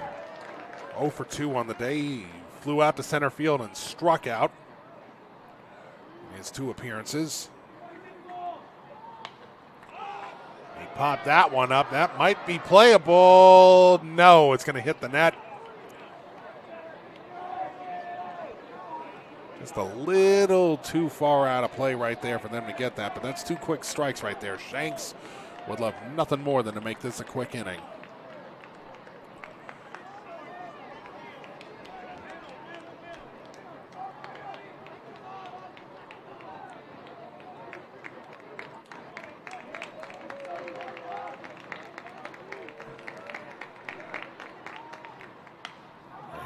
Fouled it off again, this time definitely out of play. It's a little covered upper deck we have here at Ripken Stadium.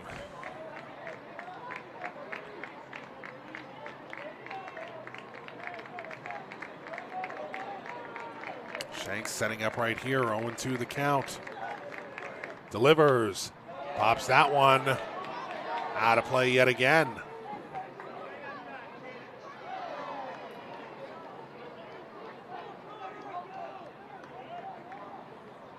6,300 seat stadium here in Aberdeen, Maryland.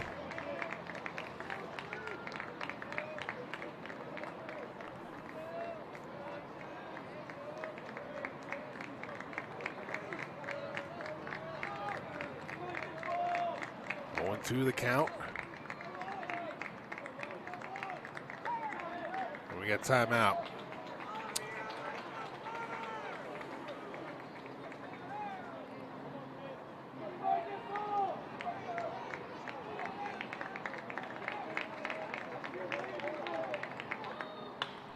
That one, liner right to third base, and he snatches it out of the sky.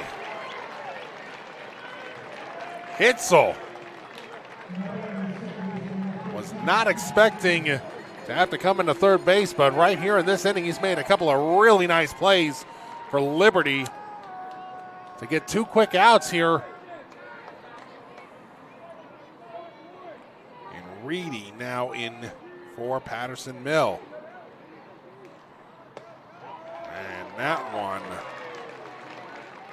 right on in there for strike 1.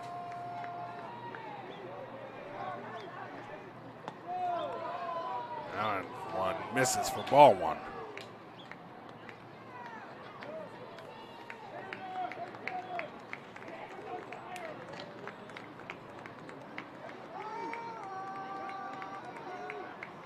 Taking up there, the pitch misses for ball 2.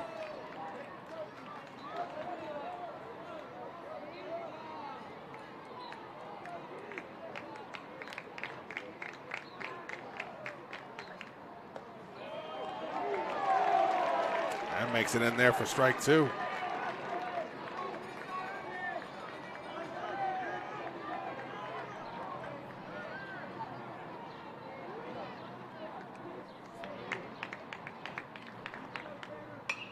There's a flare down to left field, but that is going to be an easy play for the left fielder.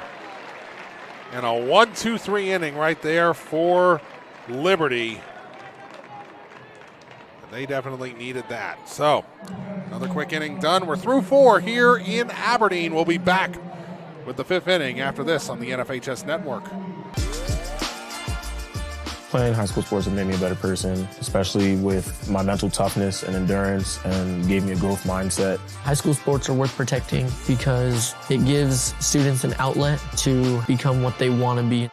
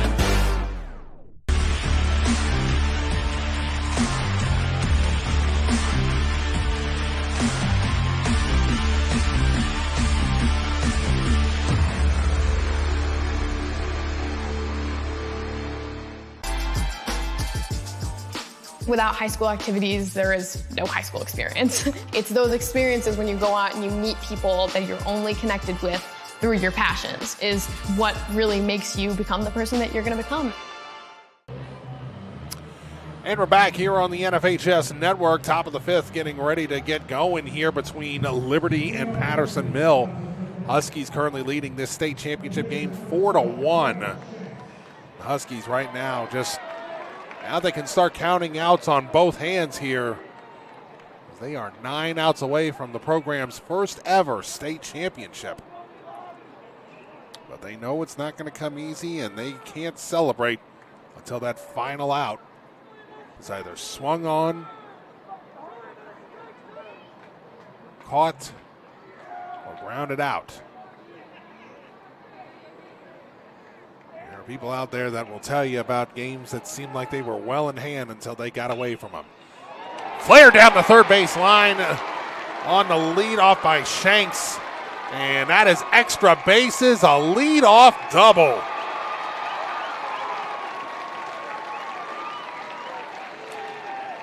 The first extra base hit we've had in this game, except for that home run by Trey McInnes in the first inning. And that's a big, big play right there by Shanks. He's going to step on out as the pitcher, let the courtesy runner come on in.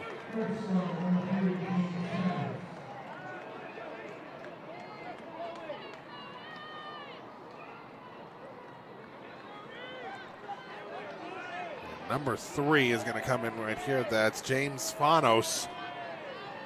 He's going to come in and take over as courtesy runner. And now coming up right here, Brody Knight. He struck out twice in this ball game. He pops that one up.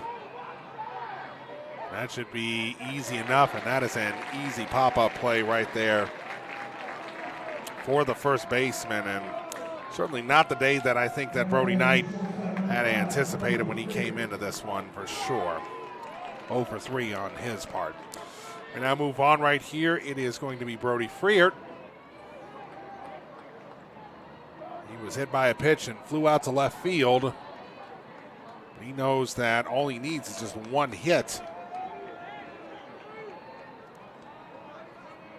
That lead looks a little more enticing right now, and that deficit actually looks a little less towersome at this point of the game.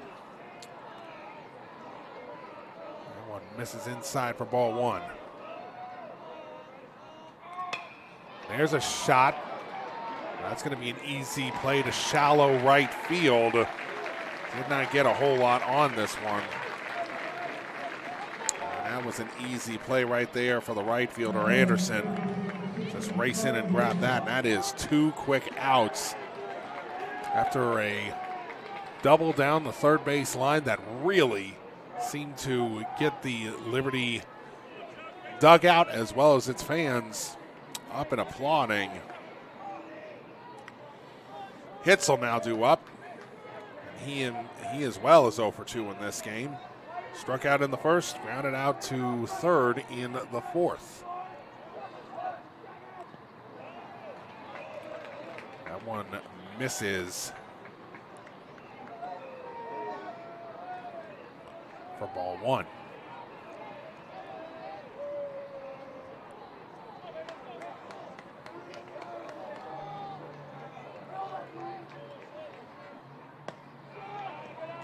Missed outside yet again here for ball 2.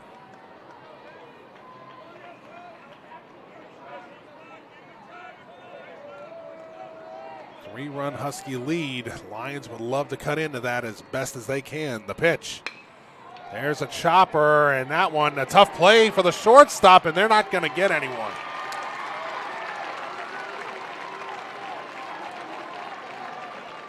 Didn't look like that he fielded that one cleanly. Took an odd bounce on the turf here.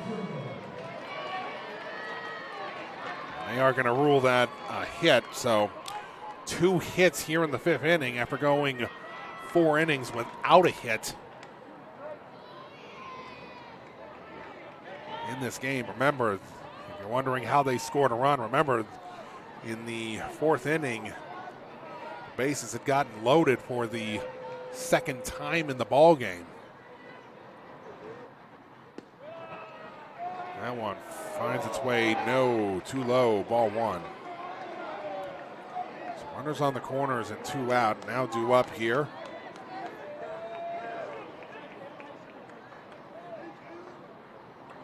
Serbo caught looking and was hit. And he scored the only run.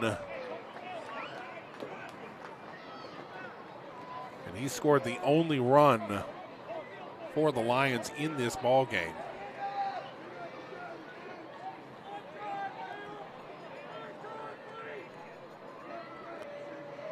So they set things up here. 1-1 count. That one finds its way into the zone for a strike.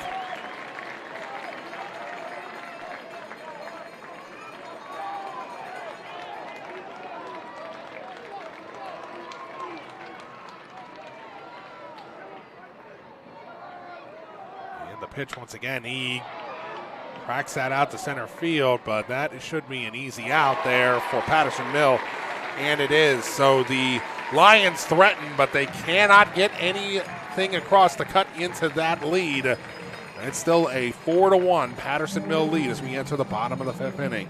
Tim Blank on the NFHS Network will be back with more after this.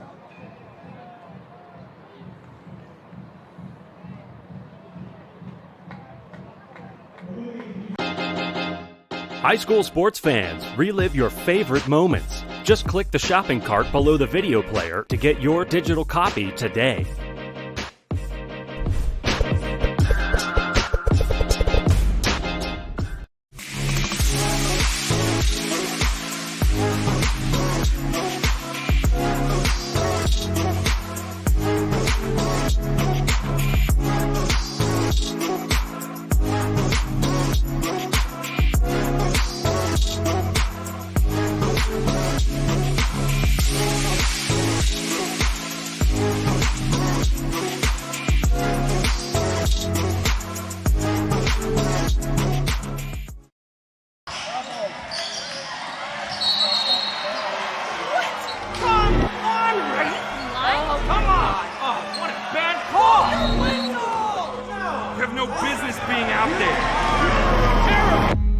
You know, I'm a person too.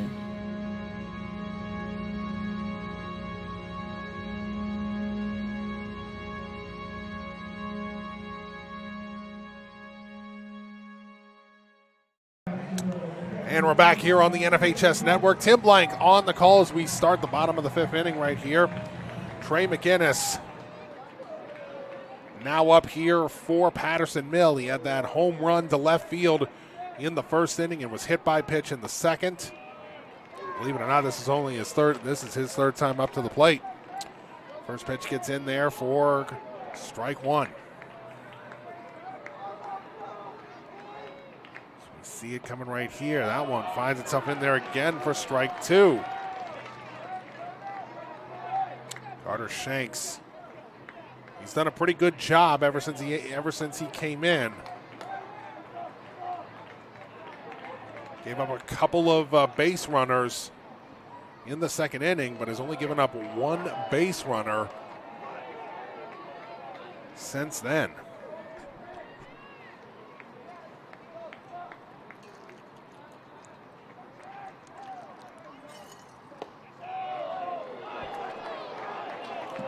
That one just misses the strike zone. A 2-2 count right here as we continue along.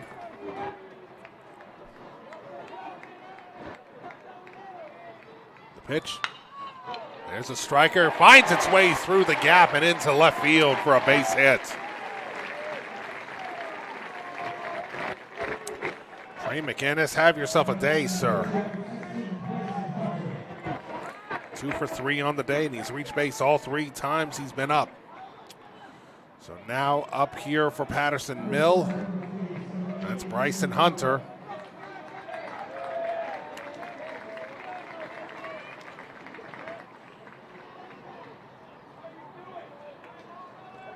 Bryson Hunter, who's now the man on the bump here for Patterson Mill in this ball game.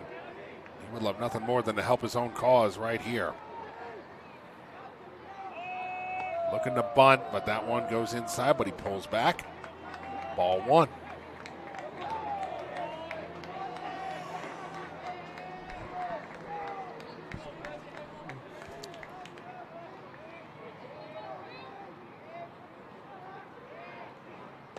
Showing bunt yet again. That time the pitch does find its way down Main Street for strike 1. Is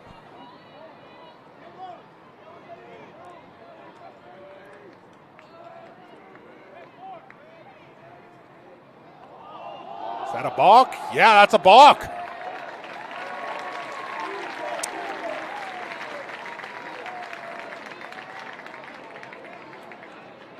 What a bad break right there for Carter Shanks, who I praised for saying that he's been doing such a good job here in this game, in relief thus far. But that right there, that's not going to help any. Getting tired, and this is going to be a mound visit right here for the Lions. You hear the pings of it, the 3A teams that are going to be competing in our following game. They're getting warmed up as we speak.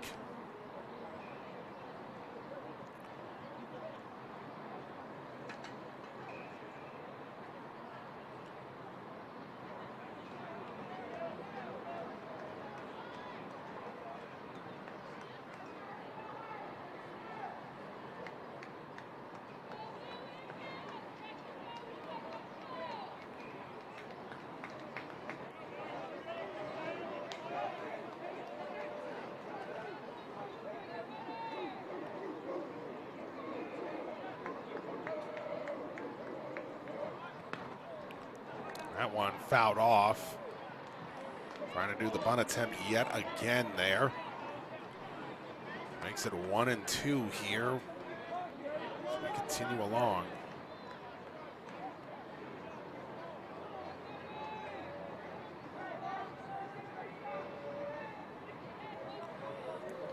Shanks sets it up here. 1 ball, 2 strikes the count.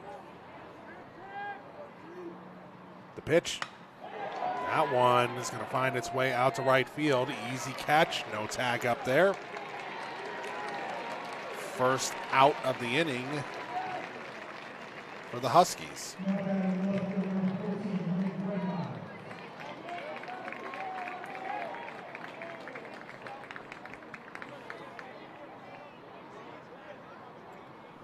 Red Miles is going to be the next one up here.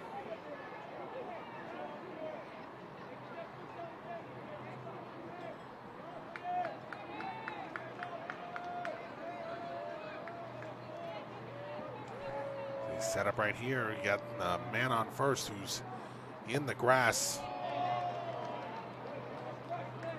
looking for the bunt.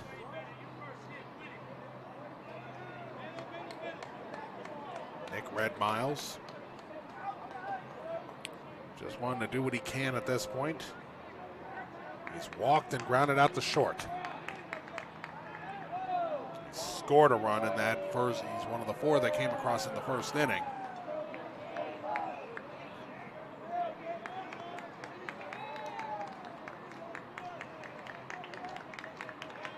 So he set things up right here. The pitch when he tried to check that one, but it goes off his bat foul.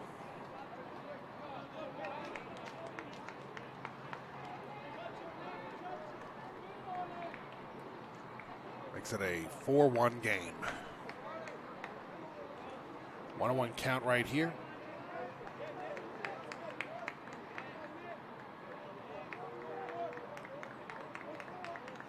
The pitch just misses him inside for ball 2.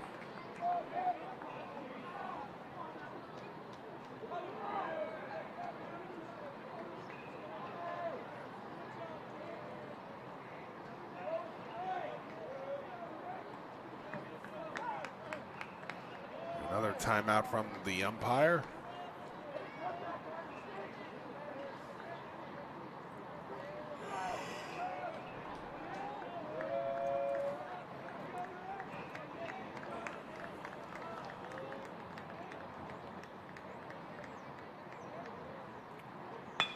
That's a shot to center field, and it's going to fall in just in front of the center fielder for a base hit. But no advance from the runner there.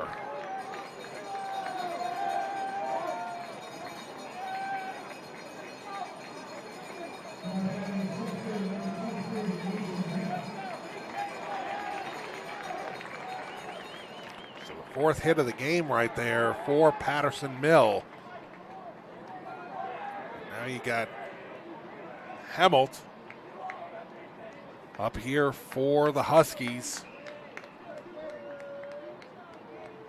So he set things up here. He slices that one, and that is going to be a double play. I mean, whatever else happens in this game, Hitzel has had a tremendous defensive effort in this game. As he gets it, and that's an easy double off right there. And that ends the inning. So the Lions keep it a 3-run deficit here. They still have time, but it's running out very quickly. We're going to the 6th inning. Here it's 4-1. Patterson Mill over Liberty here in the Class 1A Baseball Championship. Playing high school sports has made me a better person, especially with my mental toughness and endurance, and gave me a growth mindset. High school sports are worth protecting because it gives students an outlet to become what they want to be.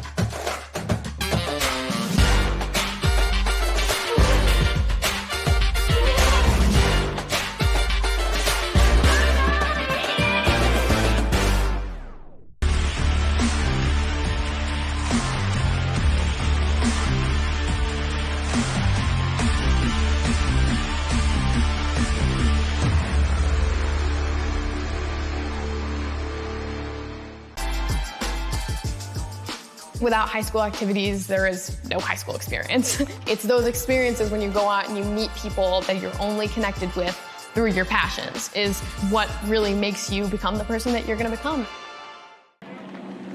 And we're back here on the NFHS Network. Tim Blank on the call. Liberty Lions still down only 3 runs, but they only have 2 more chances at this to possibly, at the very least, extend, if not take the lead from Patterson Mill. Again, Patterson Mill looking for their first ever state championship.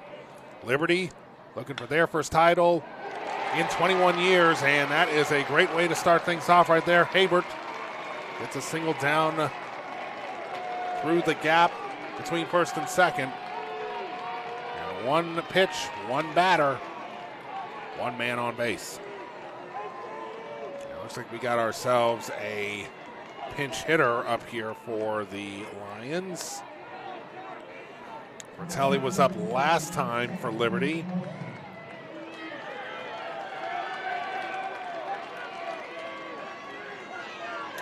Now up for the Lions, it's Danny Nelson.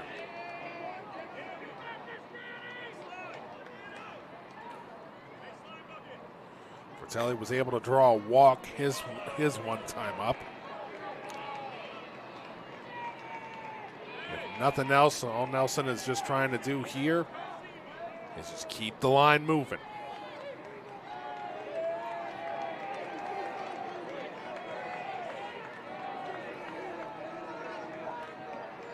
Keep in mind, it's 7 innings for baseball here. Pickoff attempt on the part of Hunter. It doesn't go anywhere.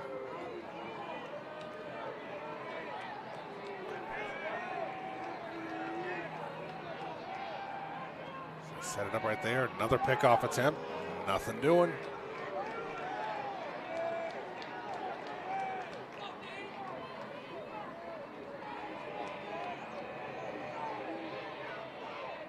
Hunter sets, delivers. That's a flare out to left center field. That's going to fall in for a base hit. Nelson coming up big, his one time up, 2 straight hits. And bringing the potential tying run to the plate here. The Lions with life. Top of the order is coming up. Tanner Kane here, the junior catcher, just trying to do what he can to keep this going. Timeout, just some signals coming through right here. Question is, what are they going to do here? Are they going to try to run the sacrifice play and advance the runners, or are they going to give him the green light to swing away? Probably don't want to give away outs at this stage of the game. Again, you're in the back half of the inning there.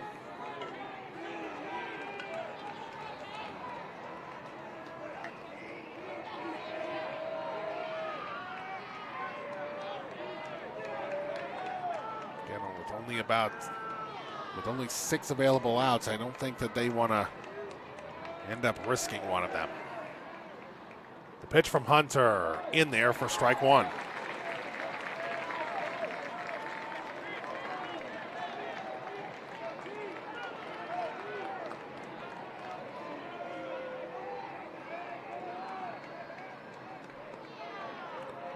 Hunter sets, delivers again. That's another one. That's going to fall in for another base hit. 3 straight hits to load the bases.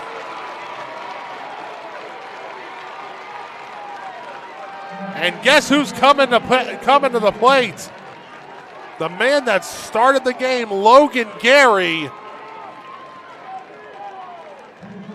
And he's got an opportunity to get rid of all that red in the ledger.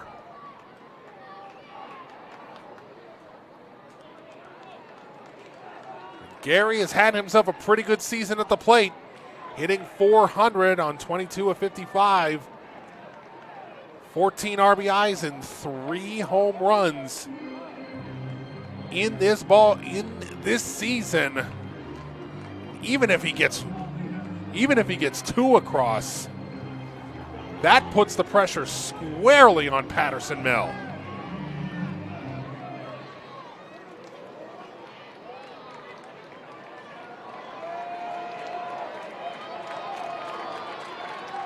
Liberty faithful coming to life here. It's been a tough sled for this game thus far, but they have an opportunity now to really put the screws to Patterson Mill. Swing and a miss, strike one, and he had a lot behind that swing. Got him on the off speed right here, and bases loaded, no outs.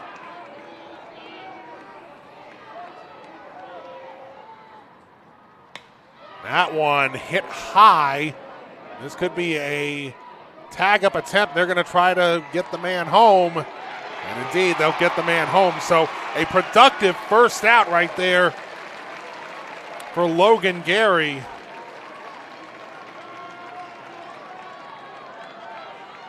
Now makes the deficit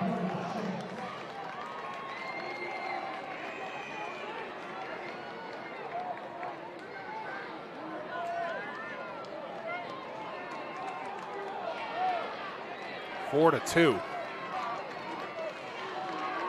Shanks is now up, and he leads the team in RBIs with 26.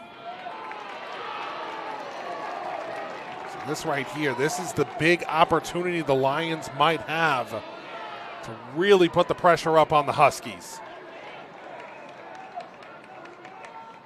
Hunter to the pitch.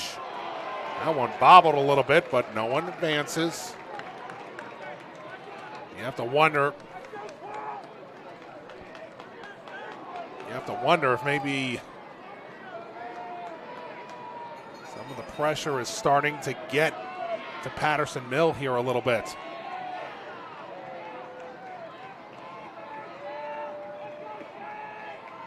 And the pitch. Misses outside, ball 3.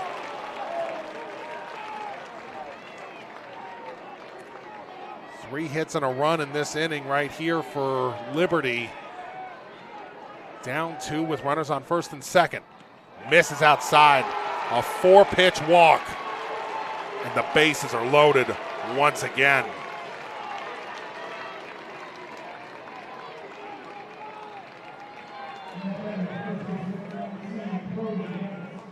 Bryson Hunter just trying to get himself together here.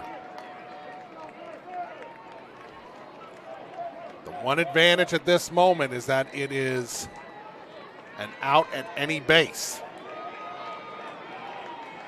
Brody Knight now due up here for Liberty. 17 RBIs on the season. 15 runs scored overall. The pitch. Outside again for ball 1.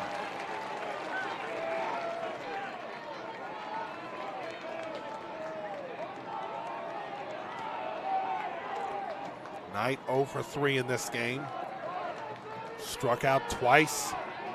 Popped out to first base last time up.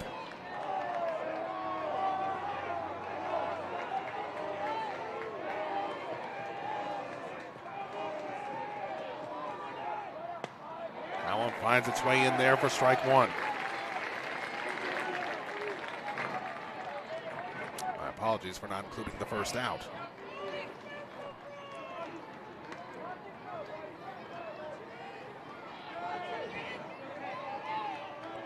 1-1 count here. Competitors set it up. Hunter the pitch, and that's going to be a foul ball. Strike 2 there.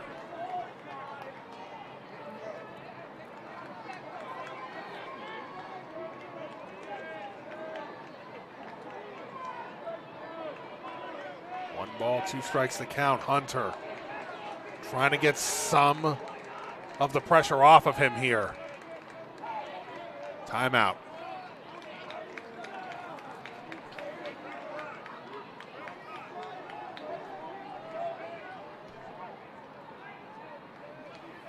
Set it up once again. 1 ball, 2 strikes to count. Bryson Hunter, the pitch. Misses, and that one bobbled a little bit right there, but no one advances. 2 balls, 2 strikes to count.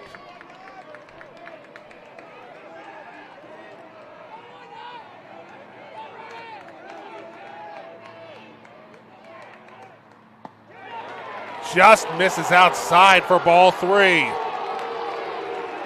And the Patterson Mill fans are beside themselves.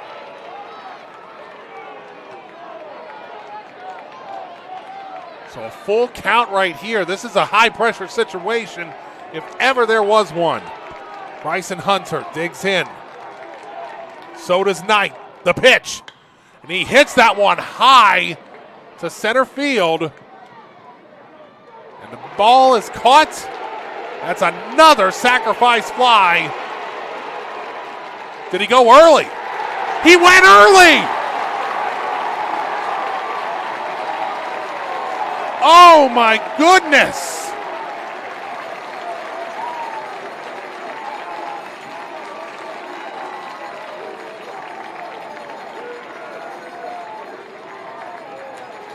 Nelson went early before the catch was made, and it's a double play instead of a 4-3 game, and that could be absolutely brutal for the Lions.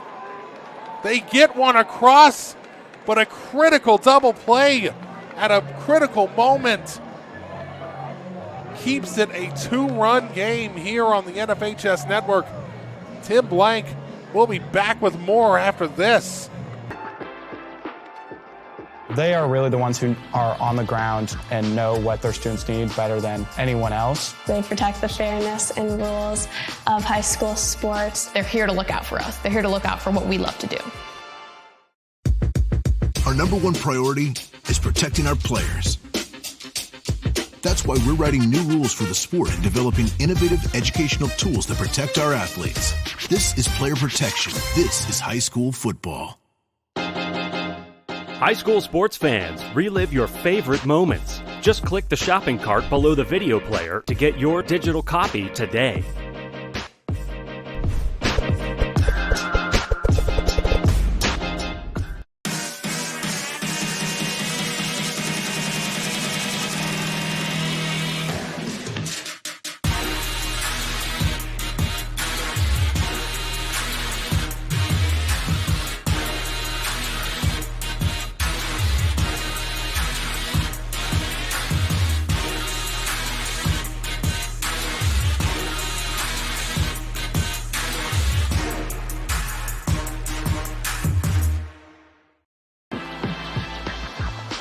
Many people.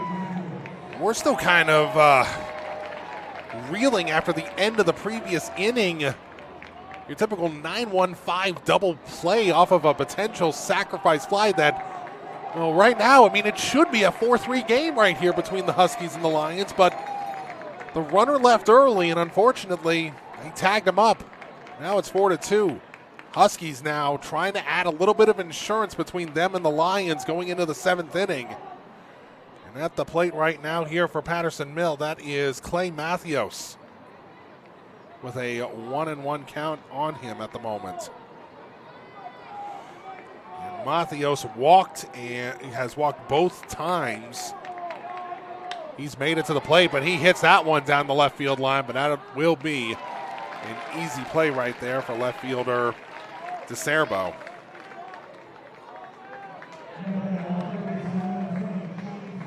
The wherewithal again, but I mean, it was partially, I think, wherewithal and partially just that everyone on Patterson Mill was saying, you know, protested, threw it over to third base, and well, that was an easy call for the home plate umpire to make.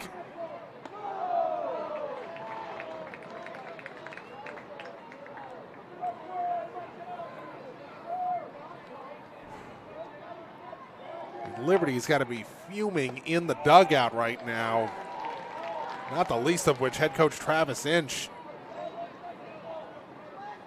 Finally getting a little bit of momentum in this thing and really could have put the pressure on Patterson Mill. And unfortunately, unable to make it work. Richardson grounds out to second.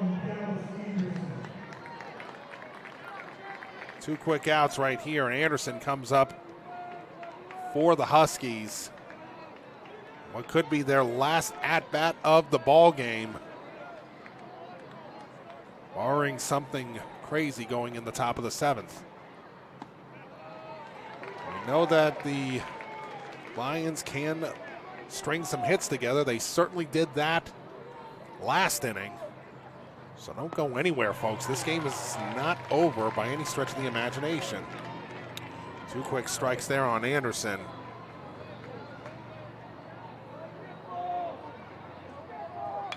That one fouled to our left. Out of play.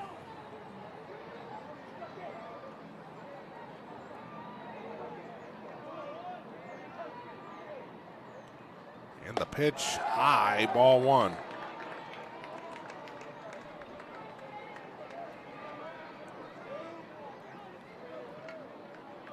And the pitch right there, that one right down the first base line, but foul.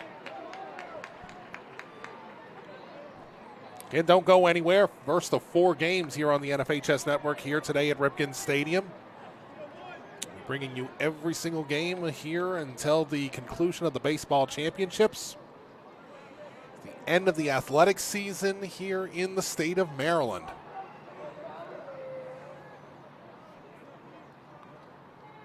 The pitch to Anderson inside. Just barely misses him right there for ball 2. And Carter Shanks, say anything else about him, he has done a very admirable job having to come in here in relief duty. Really just had to come in here after that first inning. He's done his job. He hasn't given up a single run to Patterson Mill after the 4-run first inning.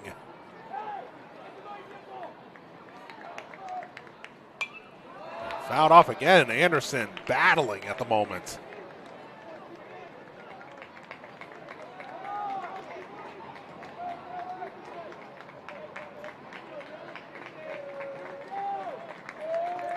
Setting up right here. High and outside, ball 3.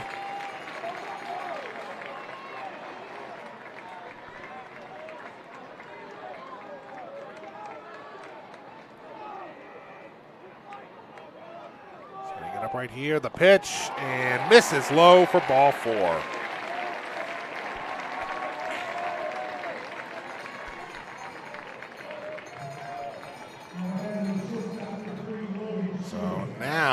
Back up to the top of the order here for Patterson Mill.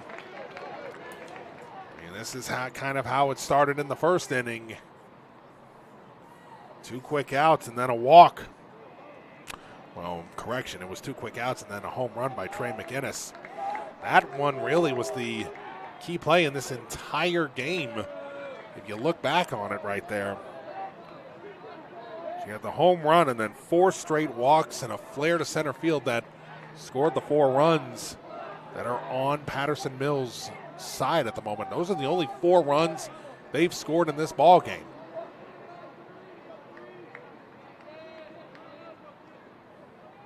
Bryson Hunter has held them scoreless since, and he's going to hold them scoreless here with a ground out.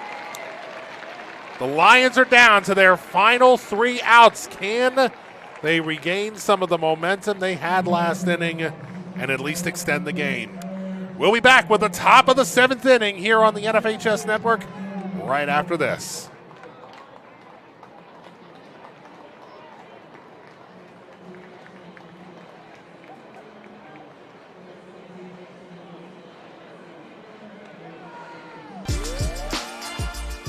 Playing high school sports has made me a better person, especially with my mental toughness and endurance, and gave me a growth mindset. High school sports are worth protecting because it gives students an outlet to become what they want to be.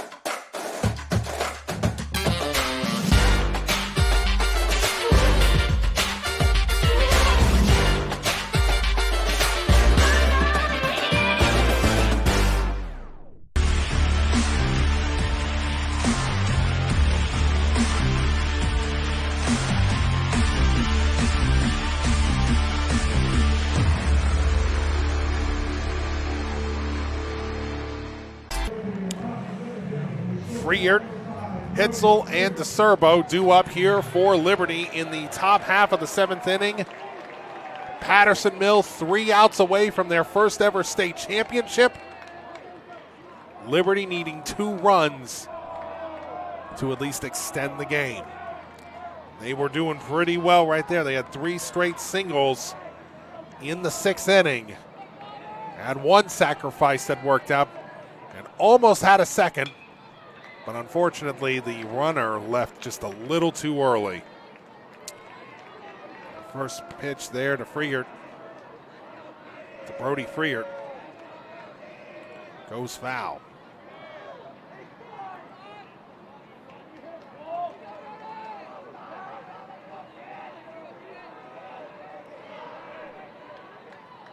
Set things up right there, trying to get that one in. That is missing outside there for ball 1.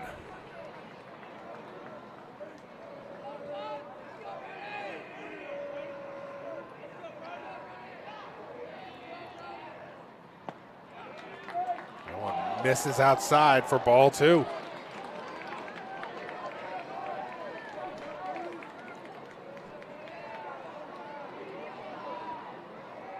Sets it up right here, the pitch. Swing and a miss, strike 2.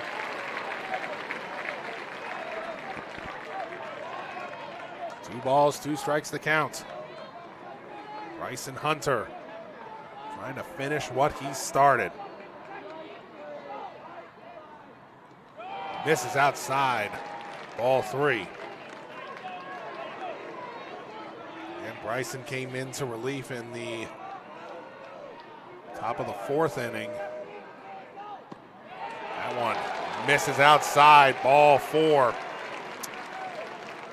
That has to feel pretty good right there for Liberty to get that lead runner on. Tying run to the plate.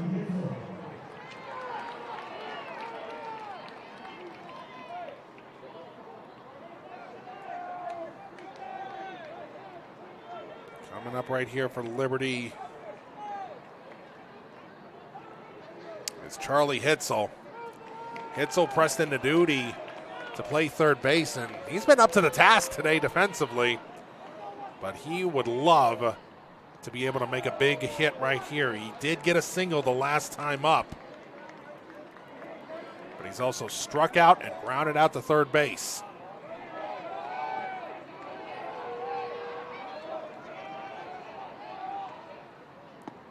That one misses outside, ball 2.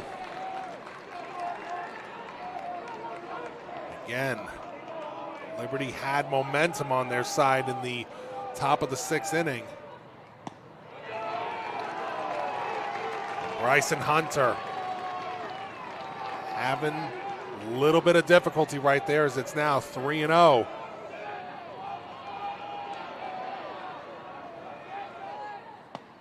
That one finds its way down Main Street for strike 1.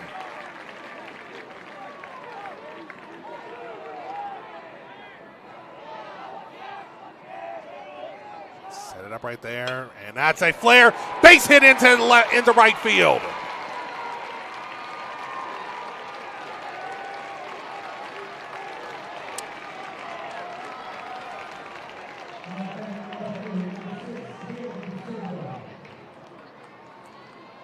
Now we're really in an interesting position here. No outs, 2 runners on, very quick. Caleb DeCerbo, the sophomore outfielder, here with an opportunity. And no, wait a minute, that is not DeCerbo that's in there. That is number 18? Yes, that's number 18 for Liberty. That's number 18, Sean Krochunas.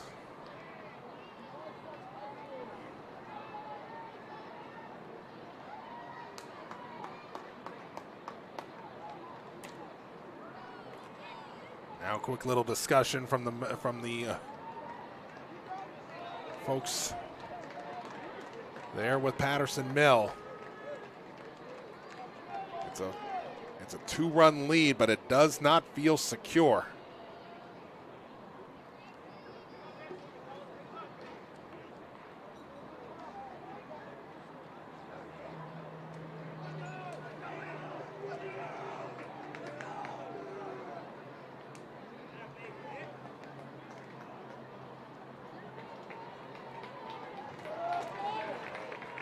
Patterson Mill breaks the huddle.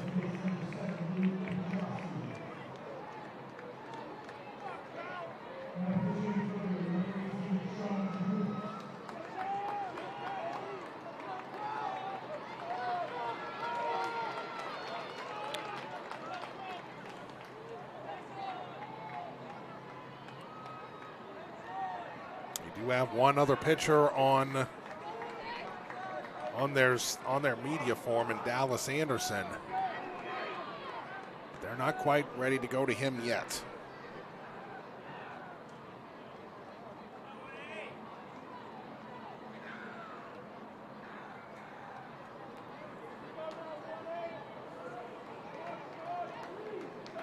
Shunas right here.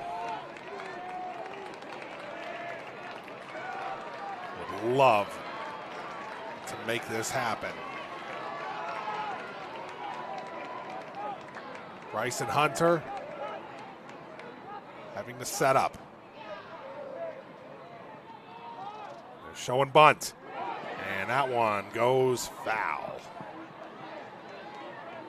Trying to advance both the third run and the tying run, both into scoring position.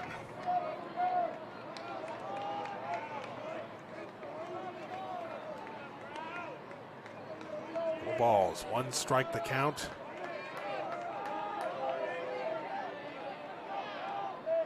The pitch, and that's another foul right there. So 2 foul attempts on the bunt go nowhere. It's 2 strikes. So the bunt may be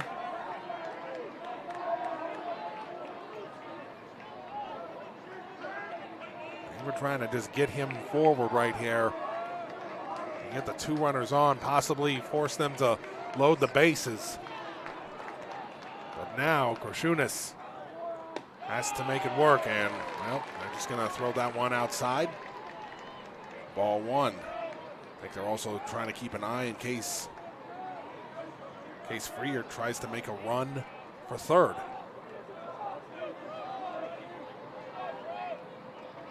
One ball, 2 strikes to count right here. Bryson Hunter, the pitch. And that one bounces and gets away. And the runners advance without the need for a bunt.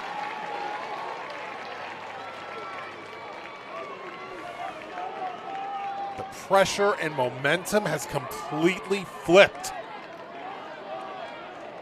It's now squarely on Patterson Mill. Right now, that misplay on the sacrifice fly looming large. Caught him looking. Strike 3 called.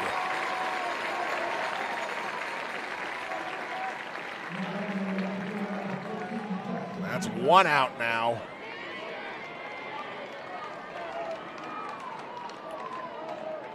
And Ebert coming up right here for the Lions. He's reached base twice today.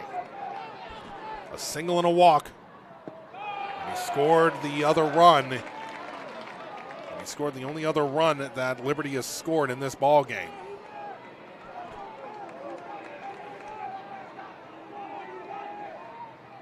One no count. He flares that one straight to the second baseman, and they get the second out. A run will score.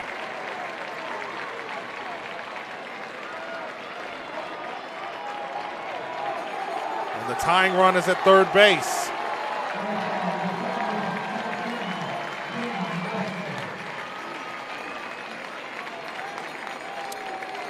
And the man who left early,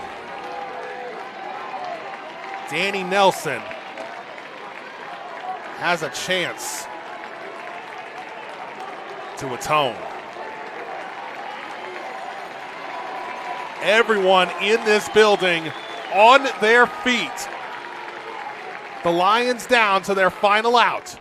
That one is in there for strike 1.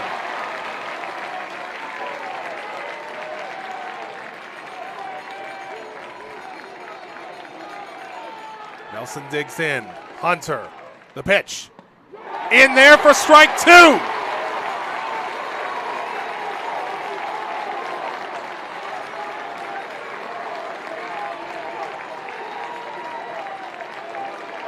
Lions down to their final strike. The wind, the pitch. Outside, it gets away. And the Lions tie it.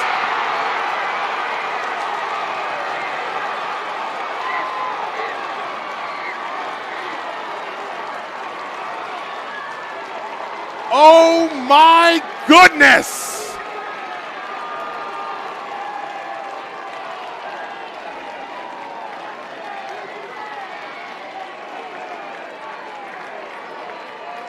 Down to the final strike, and it gets away from the catcher.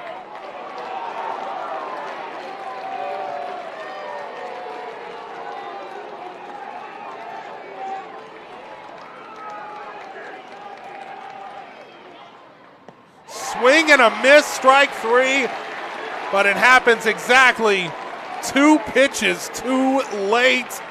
Folks, we're not done yet. We go now to the bottom of the 7th. Can Patterson Mill regain some of their momentum? We'll be back to see here on the NFHS Network.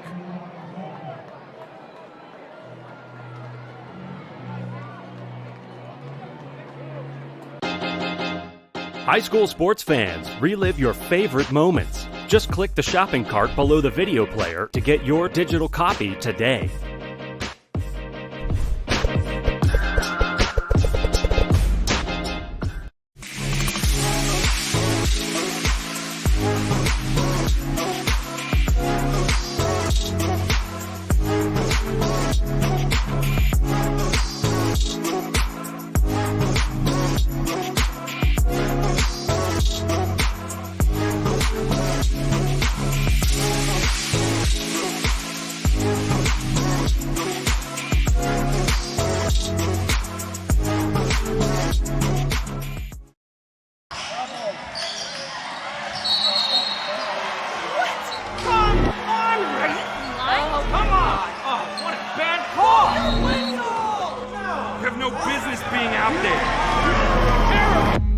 You know, I'm a person too.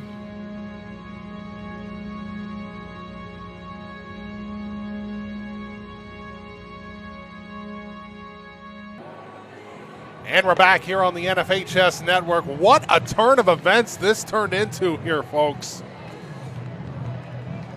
Patterson Mill up 4-1 entering the 6th inning. Allowed 1 run on a sacrifice, almost the second one, but was called out for the runner leaving too soon, and then 2 runs in the bottom of the 7th, in the top of the 7th rather, punctuated by a wild pitch when the Lions were down to their final strike. So now Patterson Mill has to go back to work here. We are not done yet. The Lions with a little bit of a spring in their step right now as Carter Shanks gets back in there and throws strike 1. That one just misses for ball 1.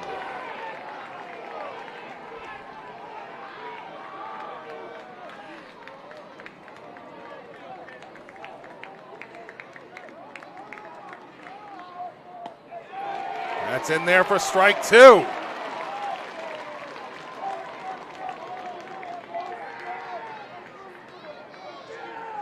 As we continue along here, it looked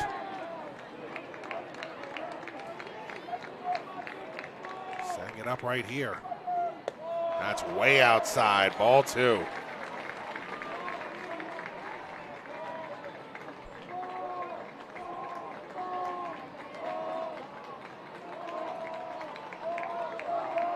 Just trying to get things started here. That one just misses the corner, and it's a free, and it's a full count. Liberty fans do not agree with that one.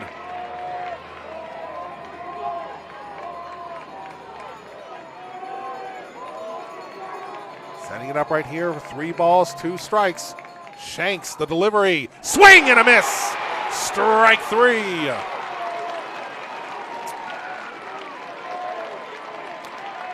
But here comes the one player that could potentially end it in one swing.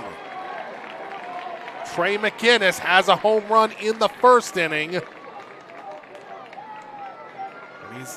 That was his 4th home run on the season, leading the team. He hits that one to center field. That one not deep enough. 2 quick outs right there for Patterson Mill.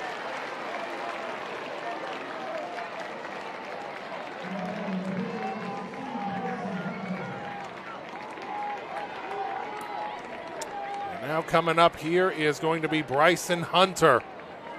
What do you think his mental state is right now? Given he was 1 pitch away from delivering Patterson Mill's first ever title, and he put it in exactly the wrong spot. Misses twice.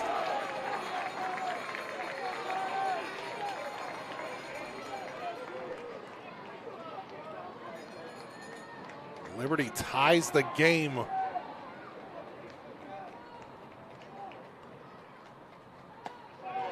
That one is in there for strike 1.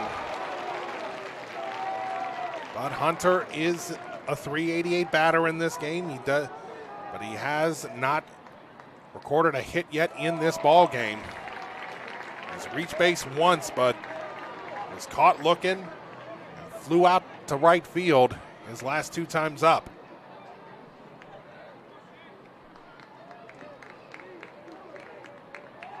Set it up right here, the pitch.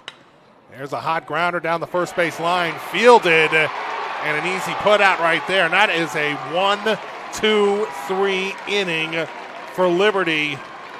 7 innings, not enough to decide this one, folks. We're going extras here on the NFHS Network. We'll be back with the top of the 8th right after this.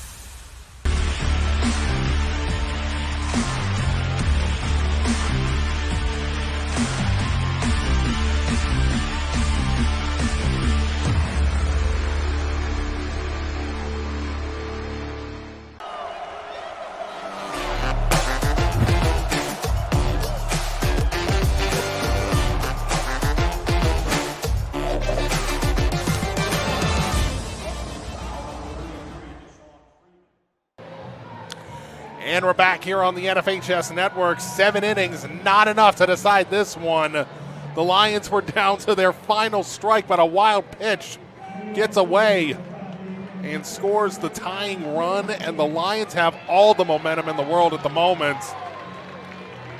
Right now, Bryson Hunter has to shake off what happened last inning and try to keep this game tied.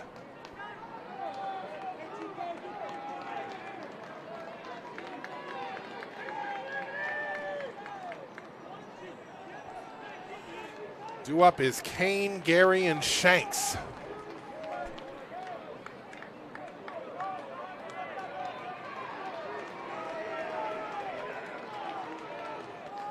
We are set to go right here. That is in there for strike 1.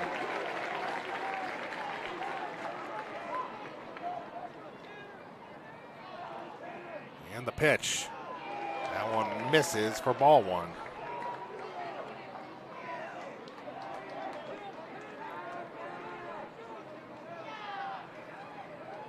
Up right here, the pitch.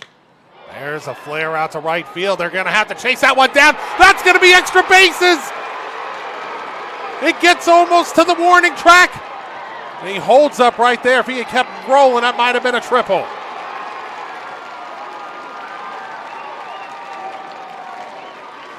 Kane putting the go-ahead run.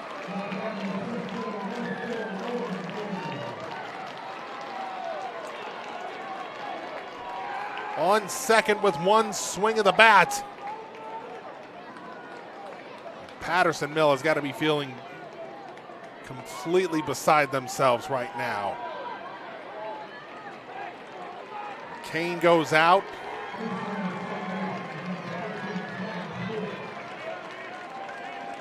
Connor Pruitt in as the courtesy runner.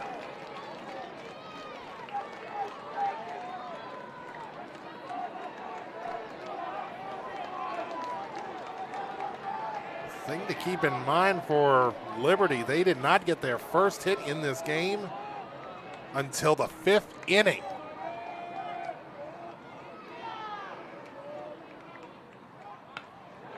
That one gets ahead. Oh, and it's going to get right into no man's land. No out made. And it's just snowballing right now here for the Huskies.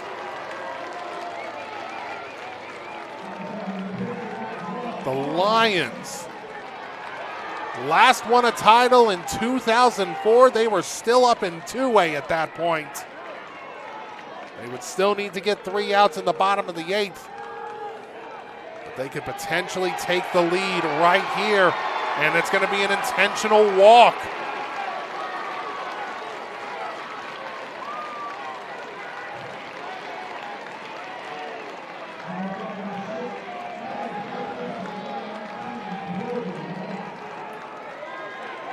Brings up Brody Knight right now. Knight 0 for 4 on the game.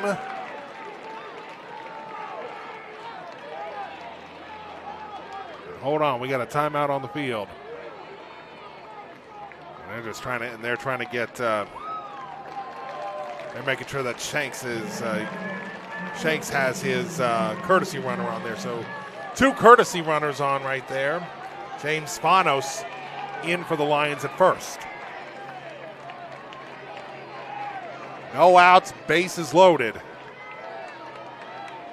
The Huskies gonna have to try to dance some raindrops here. High and inside for ball 1.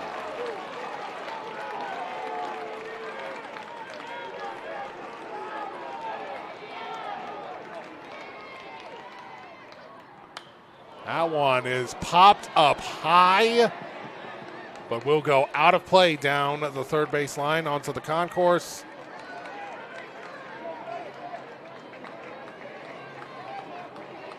So 1-1 count right here. Folks, keep in mind, we got 3 more games today. This is just game 1. 1-1 count. Hunter with the pitch. In there for strike 2.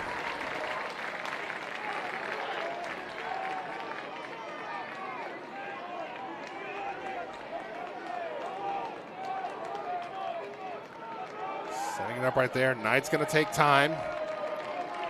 Brody Knight just trying to not put himself. He wants to make this a productive out, if anything. The pitch. Fouls that one out. This time down the first base side. Along with the Liberty fans.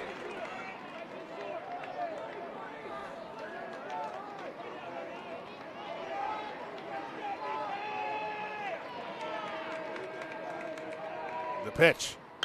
There's a high fly ball in the gap.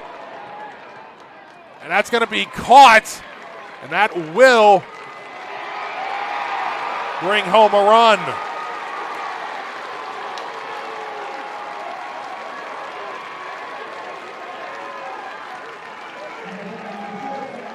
Liberty takes the lead for the first time today.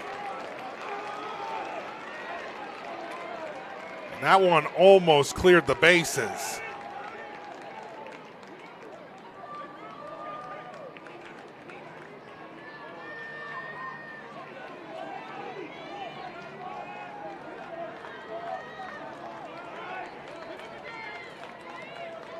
Sacrifice fly by Brody Knight could potentially be the big difference in this one. One out on the board here.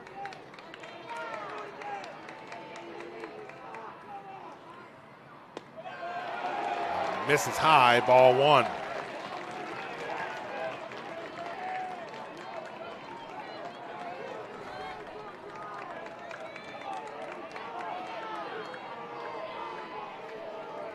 And the pitch, and that one's fouled back for strike one.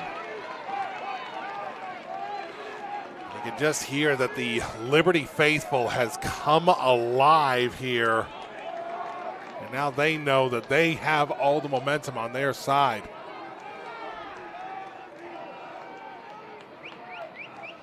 And the pitch, and he hits that one out to center field. It could be another sacrifice fly as they come on into home plate, and indeed.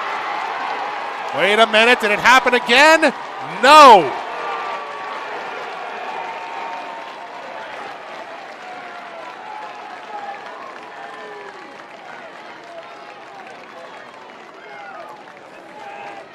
They checked third yet again. But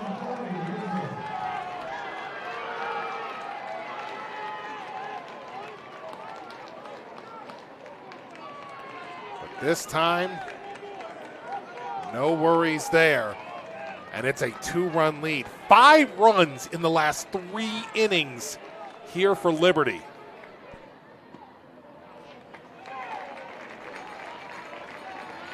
Hitzel, if you really want a guy that I would consider a spark plug to this comeback, Hitzel's probably the guy that I would say deserves that credit, because he absolutely kept playing his heart out at third base. And I think that probably helped keep Liberty in the game more than anything. And that will advance the runner to second.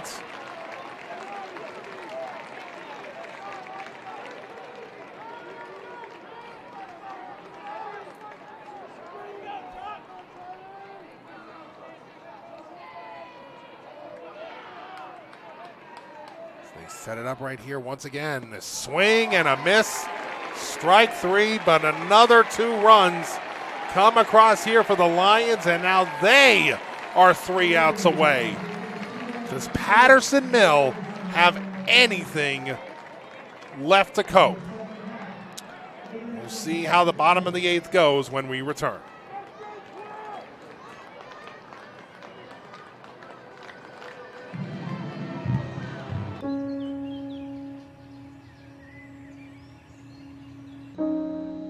This high school gym used to be packed most nights. Not anymore. Do you know why? Because bad behavior by fans, especially adults, has caused a shortage of game officials across the country.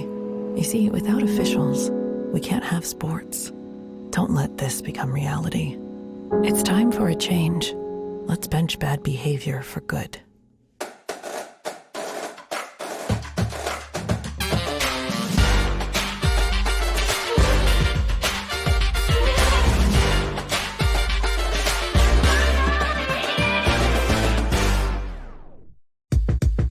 Number one priority is protecting our players. That's why we're writing new rules for the sport and developing innovative educational tools that protect our athletes. This is player protection. This is high school football.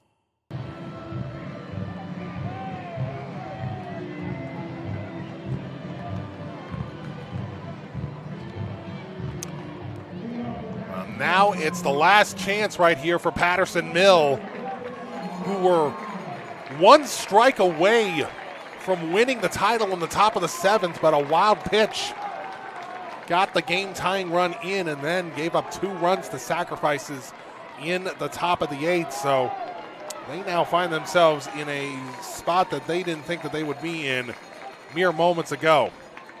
Red Miles first one up here for this one, and Carter Shanks, what a job he's done in relief here today. Came in at the start of the 2nd inning, and he has absolutely locked things down. A couple of walks, but only 3 hits allowed in 6 innings. He did his job to keep Liberty in the game. And then things came alive for the Lions in the 6th inning. The three quick balls right there. Carter Shanks just trying to close this one out. And the pitch to Red Miles. That one finds its way in there for strike one. And both of these teams with experience in extra inning games in this postseason. And tried to check the swing. Couldn't quite get it. Goes from 3-0 to 3-2 in the blink of an eye. Shanks and Red Miles staring each other down. The pitch inside, ball 4. Well, that's the first thing that Patterson Mill needed. They needed a runner on base. They have not had a hit since the 5th inning. Hemelt now up. He's lined into a double play, flown out to right, and got on a walk. Off-speed pitch gets in there for strike one. The name of the game right here for Patterson Mill is simple. Just keep the line moving.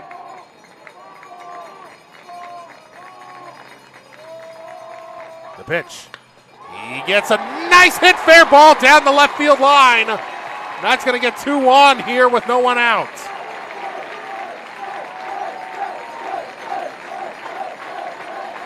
Don't go anywhere, everyone.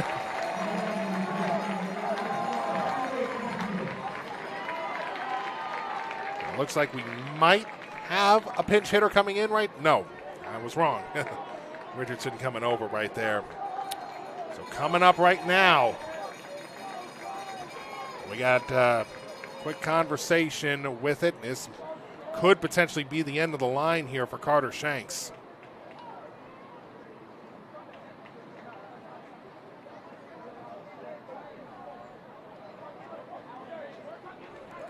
No, they're going to keep him out there.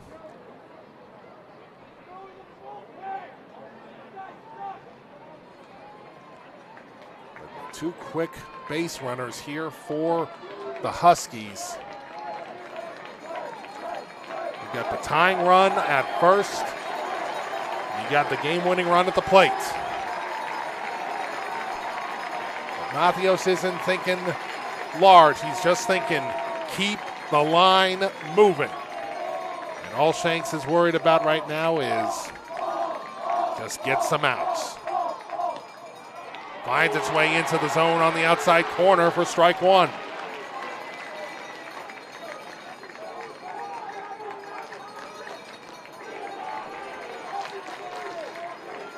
Liberty fans coming to life right here. Same for the Huskies. Looking for the bunt. Sits down a beauty. The sacrifice works.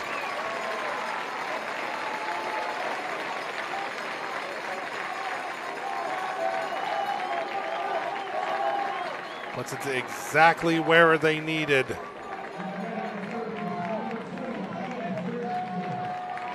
James Richardson now up here with one out. He had a hit that knocked in 2 runs in the first inning.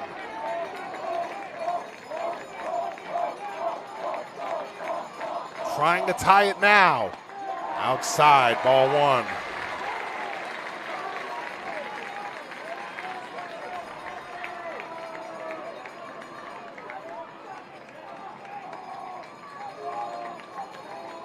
Set it up right here. Shanks steps off the dirt.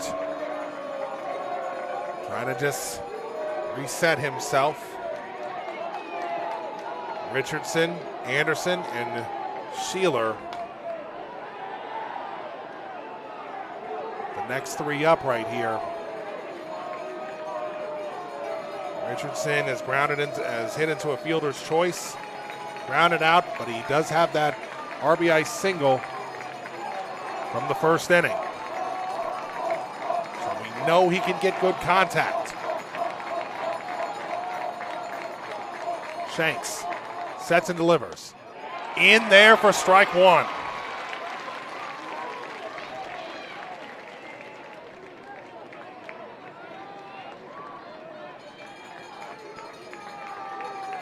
So they set things up here once again. 1-1 count here, 1 out on the board. And the pitch. Outside, ball one.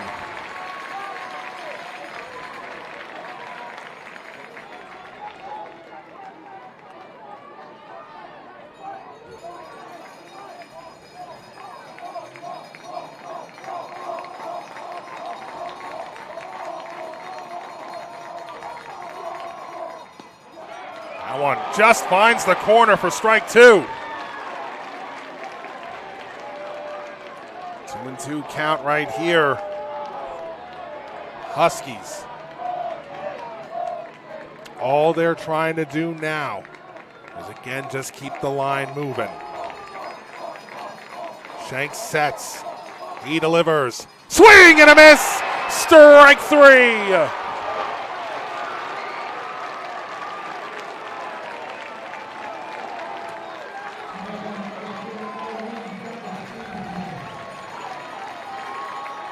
Now the Huskies are down to their final out. Something that no one would have thought moments ago. Dallas Anderson, the last hope for Patterson Mill. That one finds its way down Main Street for strike one.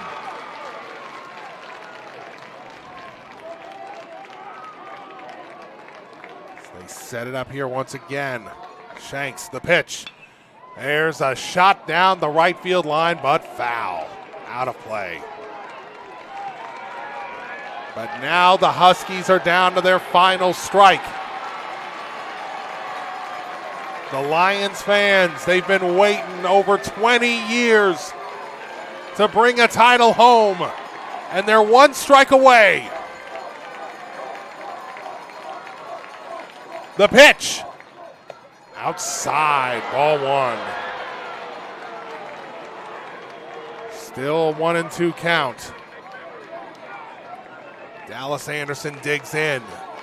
Shanks at the rubber. The pitch. Inside, and he dropped it. No one advances.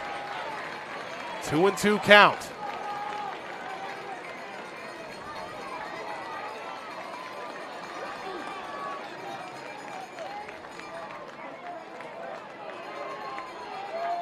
Setting it up right here. Shanks on the bump.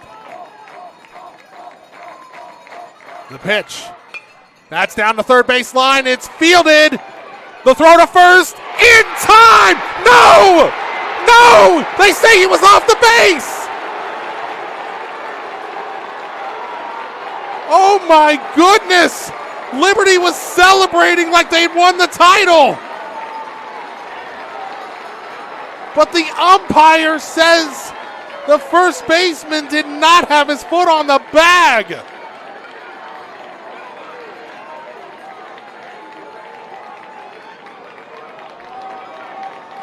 Red Miles comes across to score. And Hamelt advances to third. Oh my goodness.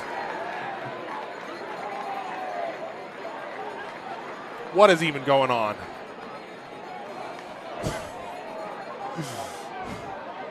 You think you've seen everything in baseball.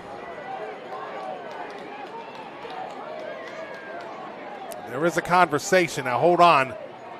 They may be going it right here. They are going to say that he was safe and that the first baseman was off the bag. Patterson Mill still with life.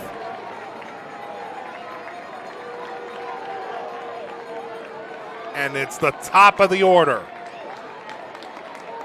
Sheeler, certainly not the game at the plate that he would have wanted. Logan Sheeler 0 for 4 at the moment. And that's going to be it for Shanks.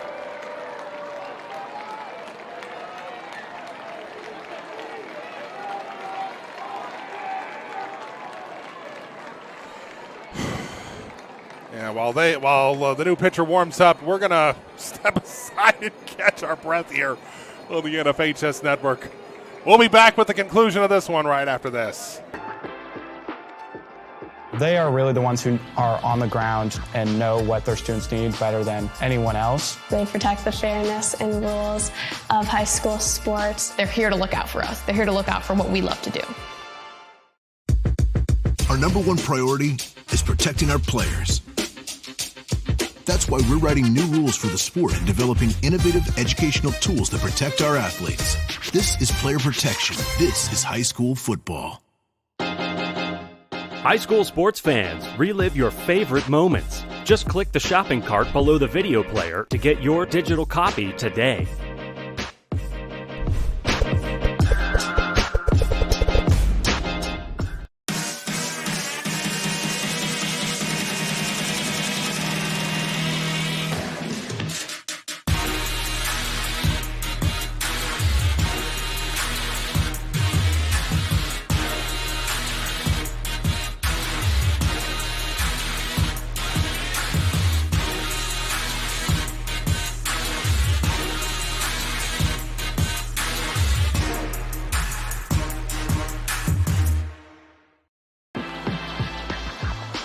Many people might go on to not play collegiately, but they can take a lot of skills that they learn and use it in their professional life, in their future careers. There is a direct correlation between how much work you put in and how much you're going to get out of that.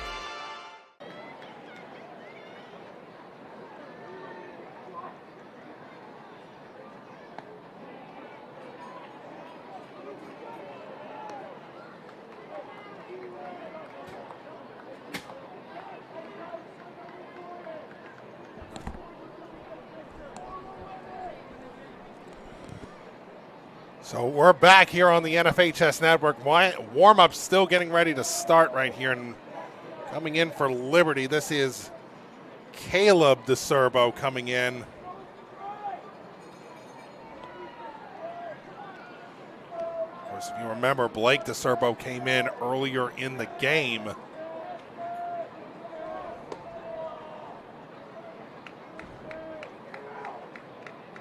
at least bail out the Lions after Logan Gary just did not have a great first inning at all.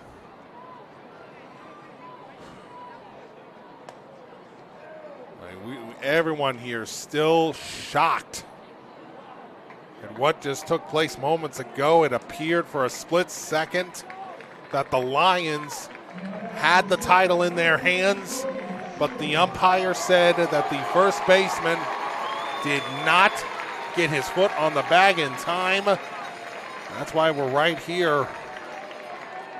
The tying run on third with 2 outs. Logan Sheeler at the plate. 0 for 4 on the day. He would love nothing more than to change that and at least give the Huskies a chance to extend the game. The pitch. In there for strike 1.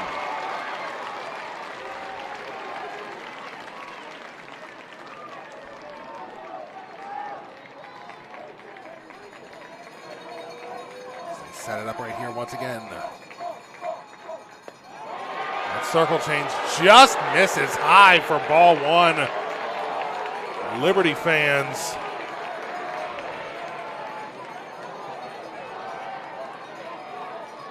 just not having it right now. DeSerbo was looking like he was about to set, but no, he steps back out.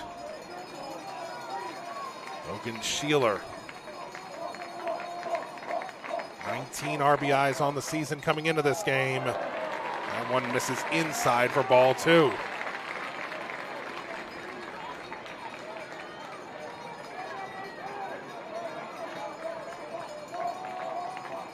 Set it back up right here, the pitch.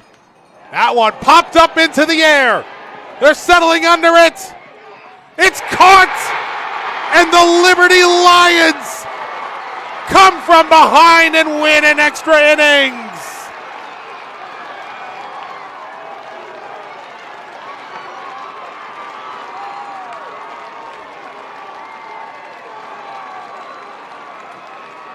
The mob scene on the third base line.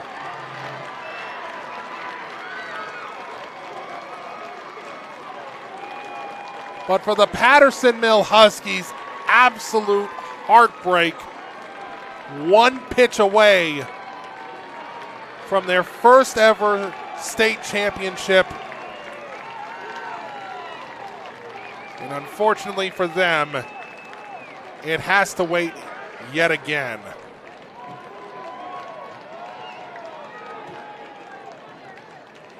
But what an effort by this Liberty Lions team.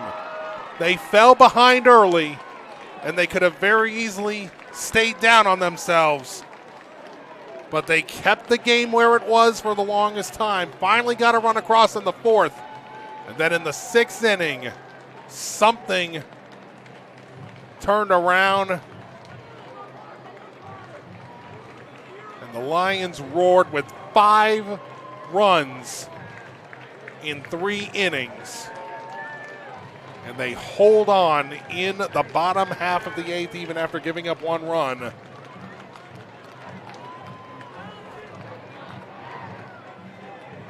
To hold on 6-5 for their first state championship since 2004.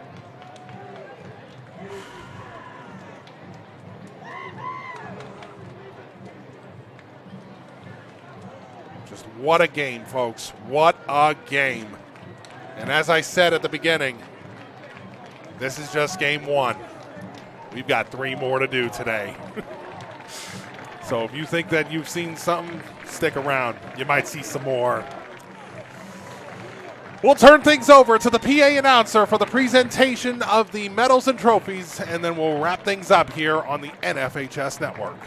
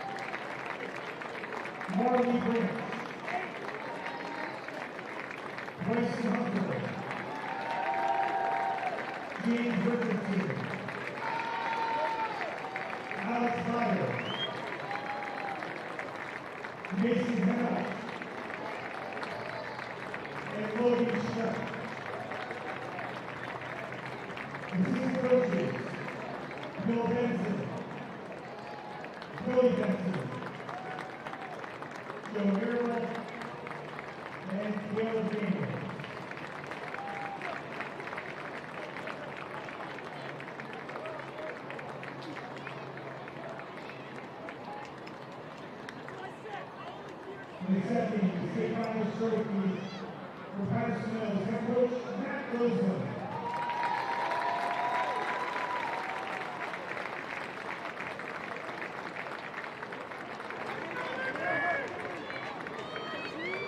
And now, the award presentation for the 1A state champion.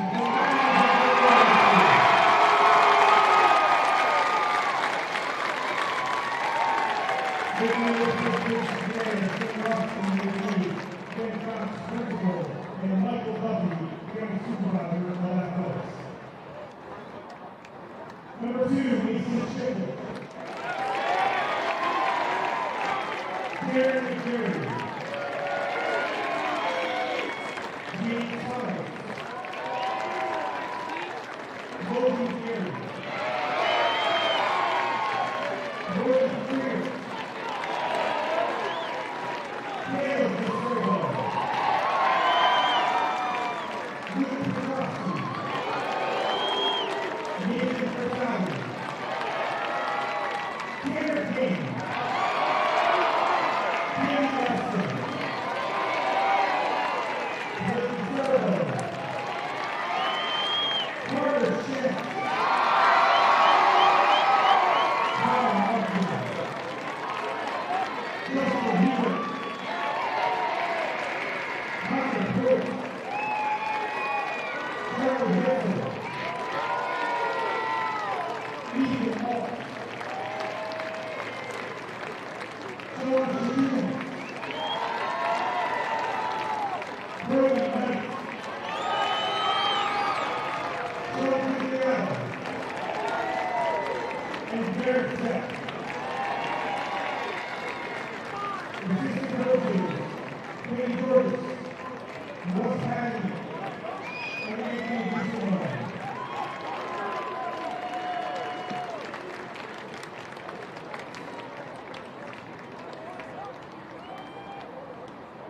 And accepting the 1A state championship trophy is Liberty head coach Travis Finch.